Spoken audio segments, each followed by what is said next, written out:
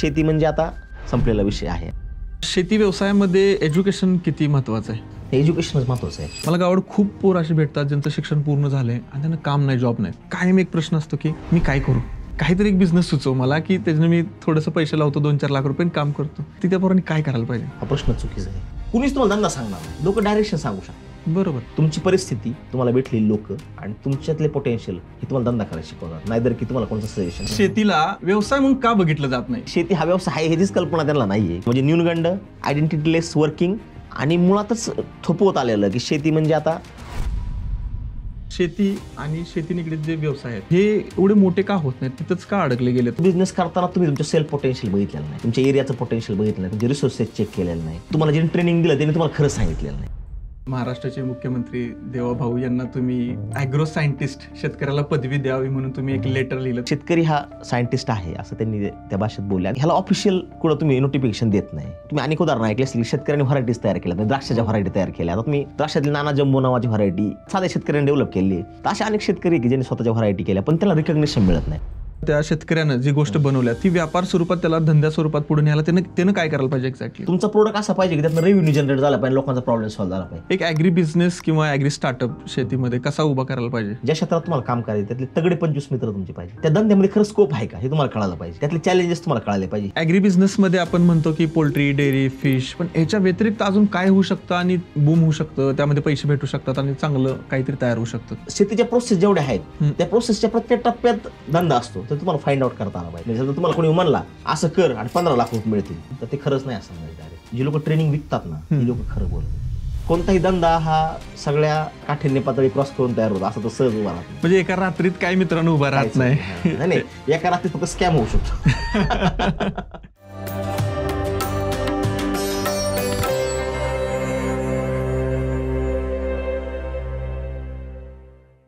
रितेशजी, पहिला प्रश्न माझा असा आहे की शेतीला व्यवसाय म्हणून का बघितलं जात नाही? तुम्ही जो प्रश्न विचारला की शेती हा व्यवसाय म्हणून का बघितला जात नाही, तू बघितलं का जगातला पहिला व्यवसाय कोणता आहे तुझ्या मते? शेतीला किती वर्षाचा इतिहास आहे? हजारो वर्ष. 10,000 वर्षाचा अधिकृत इतिहास आहे की जिथं लोकांनी चित्र काढल्यात, कुठं कातळ शिल्प आहेत, कुठं पेंटिंगचा केव पेंटिंग्ज आहेत, नाही का? आज पण त्याला व्यवसाय म्हणून गणलं जात नाही. मी तुला त्यातला एक बेसिक प्रश्न विचारतो. तुझ्या आजूबाजूला सगळ्या गावात शेती आहे, ओके, किती शेताला बोर्ड लावलेले आहेत? कुठंच नाही. ओके. आणि तुमच्या गावात एखादा नावी बंधूचं दुकान आहे का, म्हणजे कटिंग करणारच त्या दुकानाला बोर्ड आहे का? 100% बोर्ड असतो. त्याची जागा किती आहे? असेल 10 बाय 10. बरोबर. आणि तुझ्या आजूबाजूला शेतं किती मोठी मोठी आहेत? 10-10, 5-5 एकरचे. ओके. मग त्याला का नाही बोर्ड? नाहीत, लावतच नाहीत. सुरुवात हित नव्हते. म्हणजे आयडेंटिटी लेस माणूस आयुष्यात काहीच करू शकत नाही. समजा उदाहरणार्थ संतोष जाधवला संतोष हे नावच नसतं, तर तुझी आज काय आयडेंटिटी असते? किंवा इंडियन फार्मरला युट्यूबला 000 असं नाव असतं, इंडियन फार्मर कोणी बघितलं असतं. सो लेट स्टार्ट फ्रॉम दिस की शेतीला व्यवसाय म्हणून का गणलं जात नाही? आयडेंटिटी लेस लोक काम करतात. म्हणजे उदाहरणार्थ की तू बघितलं मी वडापावच्या गाड्याला नाव असतं, आपल्या नावी बंधूच्या दुकानाला नाव असतं, किंवा बेसिकली तू 1 रुपयाची चॉकलेट जरी आली तरी त्याच्यावरती ब्रँड नेम असतो, लोगो असतो, डिझाईन असतं, स्ट्रक्चर असतं, बरोबर. पण आपले असे हजारो एकर शेती, लाखो एकर हेक्टर शेती देशामध्ये, पण तिथं कुठंच 100% बोर्ड्स लावलेलं नाही. आता कुठलं अलीकडच्या काळात सिटी एरियातल्या लोकांनी जिथं जमिनी घेतल्या तिथं त्यांनी फार्मला रविदी फार्म, होले फार्म्स असं लोकांनी नावं दिल्यात. सो इथनं सुरुवात होते. मग जिथं आयडेंटिटी नाही तिथं व्यवसाय हा शब्द वापरला जाऊ शकत नाही. किंवा मी ज्यावेळेस पब्लिक हे घेतो, प्रोग्राम्स घेतो, तर त्यावेळेस तिथं लोकांना मी पहिला प्रश्न विचारतो की किती जण इथं व्यावसायिक आहेत. आणि ॲक्च्युली तिथं शेतकरी किंवा त्या पूरक व्यवसाय करणारी मंडळी असतात. त्यातल्या कोणाचं जरी कृषी सेवा केंद्र आहे, कोणाचं हार्डवेअरचं दुकान, ती लोक असे हातवर करतात की आम्ही व्यावसायिक आहे. सगळे लोक 100% हातवर करत नाही. मग मी त्यांना म्हणतो शेती किती जणांकडे? 100% हातवर येतात. मी त्यांना म्हणतो शेती हा व्यवसाय नाही का? मग तिथनं सुरुवात न्यूनगंड की शेती हा व्यवसाय आहे ह्याचीच कल्पना त्यांना नाही आहे. कारण काहीतरी इनपुट टाकताय, आउटपुट निघतंय आणि आउटपुटमधून तुम्ही पैसा जनरेट करताय. पैसा जनरेट करणं म्हणजे व्यवसाय करणं. तुम्ही काय कोणाच्या इथं गुलाम नाही आहे, कामाला नाही आहे, बरोबर. मग ही अशी संकल्पना म्हणजे न्यूनगंड, आयडेंटिटीलेस वर्किंग आणि मुळातच थोपवत आलेलं की शेती म्हणजे आता संपलेला विषय आहे असं हे केलं जातं. त्यामुळे मग पूर्वी बघा तुम्ही, म्हणजे शेती प्रथम, दुय्यम व्यापार आणि तीयम नोकरी असं ते एक संकल्पना होती, नाही का? सो ती संकल्पना काळाच्या ओघात बदलत गेली. नोकरी प्रथम, व्यापार दुय्यम, शेती तृतीय असं. सो त्यामुळे तो विषय आहे. म्हणजे मी हेच म्हणेन की गणलं का जात नाही तर आपणच स्वतः गणत नाही त्याला. सुरुवात शेताला बोर्ड लावला, आपण आपल्या शेताचा ब्रँड सांगायला सुरुवात केला, ठीक आहे, सगळं शक्य नाही 100% आपण काय प्रोसेसिंग कंपनीसारखं उभं करू, पण बोर्डपासून सुरुवात होऊ शकते असं. आता लेटेस्टला तुम्ही आपले महाराष्ट्राचे मुख्यमंत्री देवाभाऊ यांना तुम्ही ॲग्रो सायंटिस्ट, शेतकऱ्याला पदवी द्यावी म्हणून तुम्ही एक लेटर लिहिलं, तर हे संकल्पना कशी आली? काय झालं की ॲक्च्युअल तसे आपले देवेंद्र फडणवीस जे राज्याचे मुख्यमंत्री आहेत, खूप ॲक्टिव्ह पर्सन आहे, एज्युकेटेड आहेत, नॉलेजेबल आहेत, आणि म्हणजे त्यांचं कौतुक सोडून द्या, पॉलिटिक्स नाही तर गोष्ट, पण त्यांच्याकडे प्रत्येक गोष्टीचा दृष्टिकोन आहे बघण्याचा. सो त्यांनी एका प्रोग्राममध्ये एका विद्यापीठाच्या की शेतकरी हा सायंटिस्ट आहे असं त्यांनी त्या भाषेत बोलले, आणि ते बरेच लोक बोलतात, आहेच तो, त्यात काय वाद नाही, पण ह्याला ऑफिशियल कुठं तुम्ही नोटिफिकेशन देत नाही, बरोबर. आता उदाहरण मी तुम्हाला देतो की तुम्ही खोब्रागडेंचं नाव ऐकलं असेल, दादाजी खोब्रागडे, त्यांनी HMT नावाच्या तांदळाच्या व्हरायटी शोधल्या होत्या, तर त्या व्हरायटी एका विद्यापीठाने चोरल्या आणि त्यांच्या नावाने पब्लिश केल्या, पण नंतर ज्यावेळेस त्यांनी फाईट केलं त्याच्या विरुद्ध, ते अनएज्युकेटेड होते ॲक्च्युअली, त्यांच्या गड्याळ होते HMTचं, आणि HMT गड्याळून त्यांनी त्या व्हरायटीला HMT नाव दिलं. पण ते विद्यापीठाने व्हरायटी चोरल्यानंतर मग ते केसेस वगैरे झाले, मग त्यांना शेवटी न्याय मिळाला, काही पेपरवाल्यांनी उचलून धरला, आणि त्या काळात त्या व्हरायटी त्यांच्या आहेत असं हे केलेलं.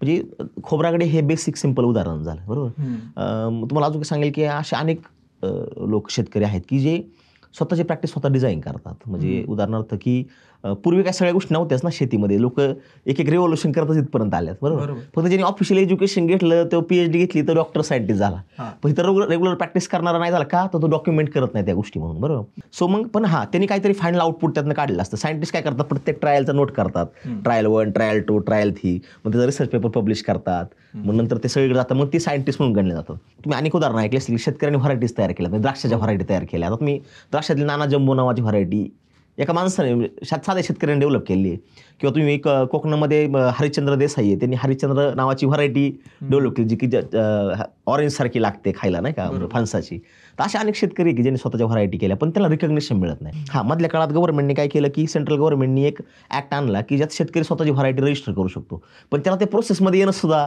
अवघड आहे. मग मी खुलं पत्र लिहिलं. खुलं पत्र म्हणजे कॉन्सेप्ट अशी होती की फेसबुकवर पत्र लिहिलं, म्हणजे मी त्यांचा एक मस्त फोटो पोस्ट कार्ड बनवलं आणि त्याच्यावर त्यांचं एक तिकीट लावलं, नाही का, आणि देवाभाऊ, त्यांना देवेंद्र फडणवीस देवाभाऊ म्हणतात, त्यांना पत्र लिहिलं की तुम्ही शेतकऱ्याला ॲग्रो सायंटिस्ट म्हणताय, पण तुम्ही त्याला ऑफिशियल रेकग्निशन देणार आहे का. दुसरी गोष्ट, तुम्ही त्याचं पडताळणी कशी करणार. तिसरी गोष्ट की जो घेणार आहे तो खरंच आहे का, बरोबर. कारण शेती करणारा वेगळा असतो, पुरस्कार घेणारा वेगळा असतो, असं शेतीमध्ये एक डिफिकल्ट विषय आहे. सो मग अशा काही 5-6 गोष्टी मी त्याच्यामध्ये नमूद केल्या, आणि त्यांना म्हणलं तुमच्याकडून मला अपेक्षा आहे, आणि ज्याला मिळेल, समजा एखाद्याला तुम्ही ॲग्रो सायंटिस्ट म्हणला, त्याच्यासाठी भविष्यात तुम्ही काय करणार, कारण पुरस्कार देऊन विषय संपणार नाहीये, बरोबर. त्यामुळे तुम्ही जो एक शब्द वापरलाय त्या शब्दाची पूर्ती व्हावी याकरता मी पत्र त्यांना लिहिलं. मेन मुद्द्यावर मी येतो. शेती आणि शेती निगडीत जे व्यवसाय आहेत, म्हणजे जोडधंदे ज्याला आपण म्हणतो, जसं पोल्ट्री असेल किंवा शेळीपालन असेल, असे खूप बिझनेस आहेत. मग हे एवढे मोठे का होत नाहीत, तिथंच का अडकले गेले, तर शेती हे कोर म्हणतात, हे का वाढले नाही. हे बघा, तुम्ही मानदेशातले, बरोबर. मानदेशामध्ये तुम्ही जर बघितलं असेल तर शेळीपालन हा मानदेशातला पूर्वीचा खूप मोठा व्यवसाय होता. आता अलीकडच्या काळात डाळिंब द्राक्षांनी तुमचा परिसर बदलला, पण पूर्वी तुम्ही बघितलं तर शेळी हा तुमच्या इथला एक मेजर व्यवसाय होता. दुष्काळाच्या काळात काय नव्हतं, तर लोक तुमच्या डोंगरावर शेळ्या चालले, आणि त्यातनं तुमची इकॉनॉमी ग्रो झाली, पण त्यातनं सस्टेनेबल इन्कम नव्हतं, त्यामुळे लोक मुंबईला वगैरे शिफ्ट झाली, बरोबर. दुसरी गोष्ट, तुम्ही आता जे ह्याच्यात म्हणताय की पूरक व्यवसायाचा जो संकल्प, आता पूरक व्यवसाय कसं आहे, डिपेंड आहे केस टू केस. म्हणजे आता जिथं दूध होतंय तिथं दूध आधारित व्यवसाय तयार होता, बरोबर. तुम्ही जर बघितलं तर जिथं एखादा संत्रा होतोय तर संत्रा आधारित व्यवसाय उभा राहतात, किंवा त्याची स्केलेबिलिटी टाईप टू टाईप वेगळी आहे, बरोबर. दुसरी गोष्ट, पूरक व्यवसायामध्ये टाईप आहेत, म्हणजे उदाहरणार्थ शेळीपालन आहे, दुग्ध व्यवसाय आहे, गांडूळ शेती आहे, मशरूम आहे, पोल्ट्री आहे, फिशरी, असे मल्टिपल 50+ बिझनेस. हे बिझनेस चालू होतात आणि बंद पडतात. तर त्याच्यामध्ये कारण काय आहे की अंडरस्टँडिंग त्या विषयाची. मुळातच आपल्या इथे काय होतं की समजा उदाहरणार्थ जी लोक ट्रेनिंग घेतात ह्या विषयाचं, ती लोक असं बंबाट करतात की तुम्ही आता माइंड ब्लोईंग करणार आहे एकदम, नाही का, म्हणजे काहीतरी लय मोठं हे करून दाखवणार, असं ट्रेनिंग देतात. मग ती लोक काय करतात, ट्रेनिंग घेतल्यानंतर समजा शेळीपालनाचं उदाहरण घेऊ आपण, अनेक लोकांनी शेळीचे फार्म सुरू केले, आणि 1 वर्षात तुम्ही ज्यावेळेस भेट द्यायला गेला त्यावेळेस तो फार्म बंद पडलेला आहे. प्रश्न काय होतो की तुम्ही तो बिझनेस करताना तुम्ही तुमचं सेल्फ पोटेन्शियल बघितलेलं नाही, तुमच्या एरियाचं पोटेन्शियल बघितलं नाही, तुमचे रिसोर्सेस चेक केलेलं नाही, आणि तुम्हाला ज्यांनी ट्रेनिंग दिलं त्यांनी तुम्हाला खरंच सांगितलेलं नाही. त्यामुळे काय झालं की तुम्ही त्या आविर्भावात गेला, 100 शेळ्या आणल्या, शेळीतलं वातावरण सुटेबल आहे का, तुमच्या त्याचे ट्रायल झाल्यात का, डायरेक्ट राजस्थानहून शेळ्या आणल्या, डायरेक्ट टाकल्या, त्याला खायला चालू केलं, धंदा फेल झाला. शेळीपालन विशेष का फेल होतं तुम्हाला सांगतो मी. शेळी असा प्राणी आहे हा का त्याचं वजन जेवढं करणार आहे तो त्याच्या 10 पट खातो, आणि मग काय होतं त्याला तुम्ही जर फिडिंग करायला गेला तर ते शक्य नाही. ओके, काही लोकांकडे ती ह्या पॉसिबिलिटीज आहे की चारा वगैरे जास्त अवेलेबल ती लोक करू शकतात, पण बेसिकली शेळी हा असा चरून चरून खाणारा प्राणी आहे. आणि त्याला तुम्ही एक फीड किंवा ह्या गोष्टी देत गेला तर ते होत नाही. मर पण जास्त होते कारण त्याला ते क्लायमेट सूट होत नाही. सगळ्या गोष्टी आहेत. सो असे प्रत्येक व्यवसायाचे ही आहेत की प्रत्येक व्यवसायाचे काही लूफॉल्स आहेत, काही प्लस पॉईंट आहेत, त्यातला रिसोर्सेस तुमच्या भागात आहे का नाही तुम्हाला माहीत पाहिजे. मी तुम्हाला हे सांगेल की त्या व्यवसायाच्या गणित म्हणा किंवा त्या व्यवसायाचं गमक म्हणू आपण, तुम्हाला समजलं नाही त्यामुळे ते व्यवसाय फेल होतो. असं होतं की कुठून तर व्हिडिओ बघितला किंवा कोणी तर सांगितलं की 10 लाख मिळतात, 5 लाख मिळतात आणि 50 लाखात शेड उभा करायचं आणि त्यात मग पुढे सिस्टीम समजत नाही कशी करायची आणि त्यात लॉस होतो. नाही तुम्हाला एकदम घरातलं उदाहरण सांगतो. थोडं आमच्या घरी जरा सुबत्ता आली होती थोडीशी. तर सुबत्ता आल्यानंतर माणसाला नवीन काहीतरी करायची इच्छा होते नाही का. तर माझ्या पप्पांनी पेपरमध्ये एक जाहिरात बघितली की शेळी पालनाचं ट्रेनिंग तुम्हाला मिळेल म्हणून. तर माझ्या चुलत्यांचं थोडं चांगलं चाललं होतं. माझ्या वडिलांना काय म्हणले, तू शेतातल्या घरी राहत होता, आपण शेळी पालन करू, तू 3 दिवसात ट्रेनिंगला पुण्याला जा. तेव्हा तर सोशल मीडियावर काय नव्हतं ना, 6-5ची गोष्ट असेल. खूप जुने. मग माय चुलते पुण्यात आले, 3 दिवस रेसिडेन्शियल ट्रेनिंग घेतलं वगैरे. दिस कॉन्फिडंट की हां चला करू शकतो आपण. मग गावाला आलो, मग 10-12 शेळ्या घेतल्या, शेड बिड बांधलं. त्याला एक स्कीम पण होती त्यावेळेस, स्कीमसाठी लोक जास्त करायचे. स्कीम पण घेतली. नंतर माझ्या चुलत्याने लक्षात आलं की अरे हे जेपत नाही काय म्हणून. मग तेव्हा काय क्रॉस चेक करत नव्हतं, शेळ्या विकून टाकल्या कारण मर बिर व्हायला लागले. ते जेपणा त्याच्या कामात ते मॅनेज व्हायला बरोबर. जे पॉईंट ऑफ अट्रॅक्शन होता ते रिसोर्सेस आमच्याकडे नव्हते किंवा तेवढी कष्टाची तयारी, कारण त्यांचा ऑलरेडी एक बिझनेस होता. फक्त पूरक म्हणून शेतात राहते म्हणून ते करायला गेले, ते जमलं नाही. नंतर ते शेळ्या विकून टाकल्या. नंतर दुसऱ्या टप्प्यात पण चुलत्यांनी परत त्यांना जुना अनुभव होता, पण परत 5-6 वर्षांनी त्यांनी तो ट्राय करायला गेला. पण परत त्यांनी लक्षात आलं की ह्याला फुल टाइम डेडिकेशन आपलं नाही, आपण पार्ट टाइम म्हणून करायला गेलो ते झेपणार नाही. ते पण चान्सेस असतात तिथं धंदा बंद करण्याचे किंवा धंदा बंद होण्याचे. ह्याच्यात एक गोष्ट हीच आहे की प्रॉब्लेम हा आहे की आपण आपलं समजून घेत नाही, आपण धंद्यात घुसायला बघतो. म्हणजे उदाहरणार्थ संतोष जाधवला बोलताच नाही, संतोष जाधव इन्फ्लुएन्सर व्हायची इच्छा करतोय, तर शक्य नाही असं. आता जे हे पॉडकास्ट बघायला लागलेत यांना तुम्ही काय सांगाल की जे हे जोडधंदे जे आहेत हे फायद्याचे आहेत की तोट्याचे आहेत? जोडधंदे फायद्याचे आहेत. उदाहरणार्थ पोल्ट्रीचं तुम्हाला उदाहरण घ्या बरोबर. आता मध्ये एक मी उद्धव आयरेंचं एक पुस्तक वाटलं, बांधावरचा उद्योजक बरोबर. तर उद्धव आयरे पहिले काय करायचे, मनुक्याचा त्यांचा व्यवसाय होता आणि त्यांनी पोल्ट्रीचं ट्रेनिंग घेतलं होतं. आणि मनुक्याचा व्यवसाय करता करता पोल्ट्री त्यांना झोपून देत नव्हती. मग पोल्ट्री विषयी नॉलेज घेत मग त्यांनी काय केलं, पोल्ट्रीमध्ये नेटवर्क डेव्हलप केलं हळूहळू आणि मग ते पोल्ट्रीत उतरले. मग पोल्ट्री त्यांना चॅलेंजेस त्यांनी फेस केले. मग त्यात आणि जिथं दुधांदा करताय त्यातलं नेटवर्क बिल्ड केलं, त्यातल्या गोष्टी नवीन नवीन समजून घेतल्या, त्यातलं इंटिग्रेशन करत गेले. इंटिग्रेशन करत करत त्यांची आज 1000 कोटीची इंडस्ट्री. आणि तुम्ही पण कदाचित उद्धव आयरेंच्या एक व्हिडिओ पण तुम्ही केलेला आहे. सो मी तुम्हाला हे सांगेल की त्या पुस्तकात वाचताना मला ह्या गोष्टी कळल्या की धंदा करताना अंडरस्टँडिंग महत्वाचं आहे, नेटवर्क पाहिजे आणि तुम्हाला त्या धंद्यात काय इंटिग्रेशन करायचं हे तुम्हाला पिक्चराईज झालं पाहिजे. आज त्यांचं तुम्ही बघितलं तर फीडिंग पासून ते चिकन ब्रँडपर्यंत सगळ्या गोष्टी त्यांनी केल्यात. ऍक्च्युली एका माणसाने हे सगळ्या गोष्टी करणं शक्य नाही, पण त्यांनी कसं शक्य केलं तर ते इंटिग्रेशन करत गेले बरोबर. आज तुम्ही पोल्ट्री बघा ना, पोल्ट्री हा सगळ्यात फास्टेस्ट ग्रोईंग बिझनेस आहे. का? कारण चिकनची डिमांड पुढे जास्त आहे बरोबर. त्यामुळे त्याच्याशी लागणारी मागचं बॅकएंड काय तर पोल्ट्री आहे. पोल्ट्रीची इंडस्ट्री ग्रो होती ना. कसं असतं लक्षात घ्या, पब्लिक काय डिमांड करते त्याच्यानुसार तुम्ही मागं बॅकएंडला धंदा केला तर तो ग्रो होतो. पोल्ट्रीचा कन्झम्पशन रेट बघितला तर साधारण मला एका ह्याच्यामध्ये मी ऐकलं होतं की 2012 मध्ये इयरली म्हणजे एका वर्षामध्ये साधारण 450 ते 500 ग्रॅमच्या आसपास आपण चिकन खायचो एका वर्षामध्ये. तर ते प्रमाण आता 1 किलोच्या पुढे गेले. म्हणजे धंदा डबल झाला ना, मग इंडस्ट्री ग्रो होणारच ना.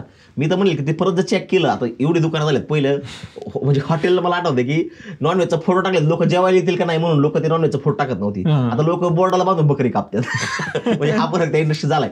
सो बॅक एंड किती चांगला डेव्हलप होतो ह्याच्यावर तो फ्रंट एंडचा धंदा हे असतो. त्यामुळे सक्सेसफुल आहे पोल्ट्री, सक्सेसफुल आहे हनीबीचा धंदा, सक्सेसफुल आहे. अशा अनेक सक्सेसफुल आहेत. अजून एक गोष्ट सांगतो तुम्हाला, सगळे जगात जेवढ्यांनी वडापावची गाडी सुरू केली ते सगळे चालले झालं राहील का? तर कुठेतरी जे धंदा आहे 100 वर्षाचा आहे. तुमच्यावर आहे ते डिपेंड. म्हणजे तुम्ही काय करा, तुम्हाला व्हिज्युअलाइज झालं पाहिजे, तुम्ही त्यात वाहून घेतलं पाहिजे. लोक काय करतात माहिती का, पूरक व्यवसायाला पूरकच समजतात. म्हणजे गाडीवर चाललाय रोडने तर मोटरसायकल बसून एखाद्याला नेतोय आणि ते पुढे गेले मला 10 रुपये दिला, असं नाही होत कधी. तुम्हाला मोटरसायकल बसणार डोक्यात प्लॅन पाहिजे की मी 10 रुपये घेऊन त्याला बसेल बरोबर असं. त्यामुळे ते तिथं त्या गोष्टी होतात. शेती या क्षेत्रामध्ये मी बघितलंय, मी खूप देशभर फिरलोय. शेतीमध्ये खूप सारे असे फुंकसुक वांगडू तयार होतात ज्यांनी काही ना काही तयार केलेले असते, युनिक गोष्टी. आता माझ्याजवळ पण एक आहे आशिष, मास्टर आशिष नावाने त्याचा युट्यूबला चॅनल आहे. जवळपास त्याने 100 गोष्टी तयार केल्या त्या.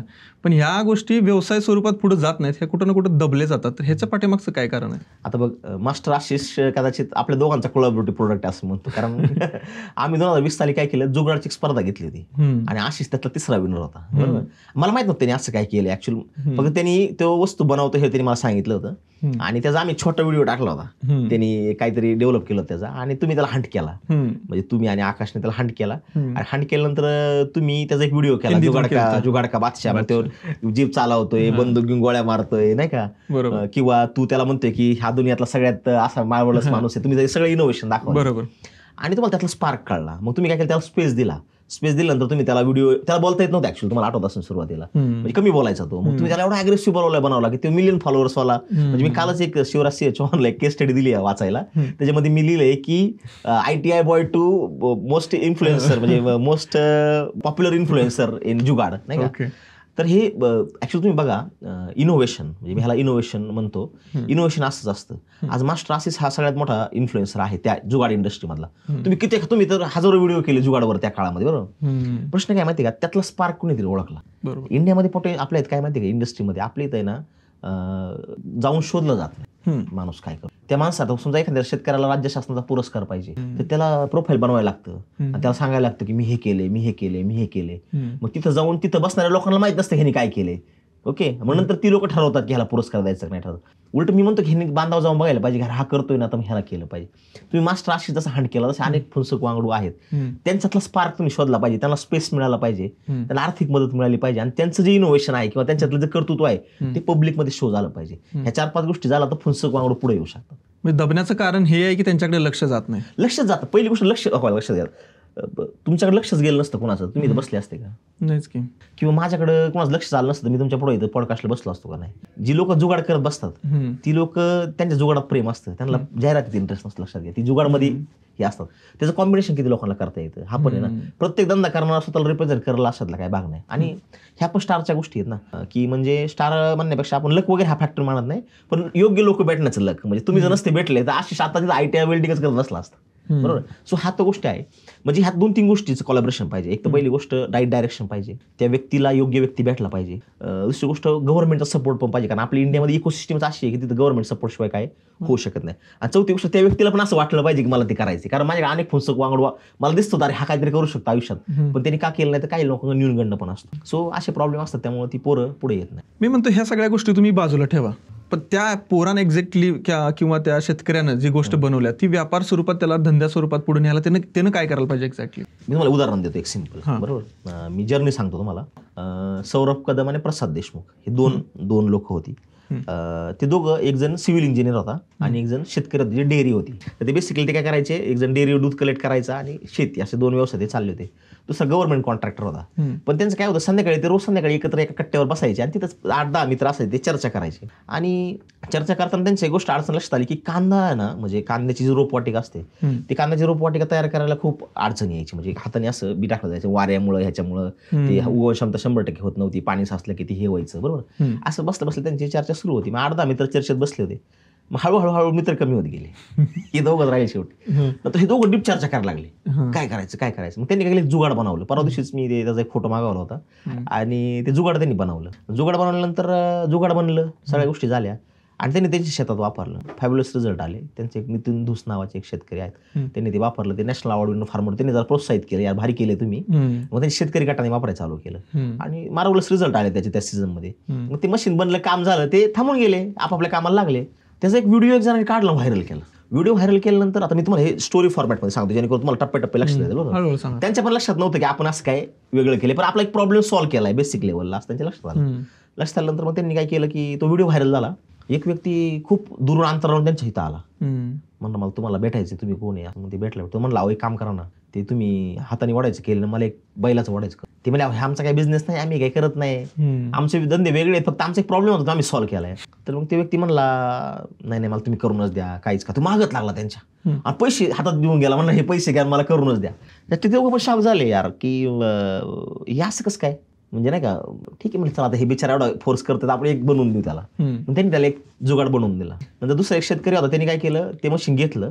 तो जरा चिकित्सक शेतकरी होता, त्याने ते वापरलं. ते म्हणलं हे जड आहे, थोडी ह्यात इम्प्रुव्हमेंट पाहिजे, ह्यात इम्प्रुव्हमेंट पाहिजे, ह्यात इम्प्रुव्हमेंट. त्यांनी त्यांना सजेशन दिले. ते म्हणले यार आता हे म्हणतो ते बरोबर आहे, आपल्या पुढच्या वर्षीच्या कामामध्ये जरा थोडा हायचा व्याप होईल, मी आपण थोडं चेंज करून घेऊ. मग ते बसले दोघं जण आपले डोकं लावून ते चेंज करत राहायचे. ते चेंज मी त्यांनी केलं. चेंज केल्यानंतर ते मशीन थोडंसं फाईन लेवलला आलं. फाईन लेवलला आल्यानंतर मग लोकांची डिमांड वाढायला लागली. पुढच्या वर्षी फोन यायला लागले, आम्हाला पाहिजे, बुकिंग यायला लागले. मग ते म्हणले यार ठीक आहे, आपण बिझनेस सुरू करायला पाहिजे.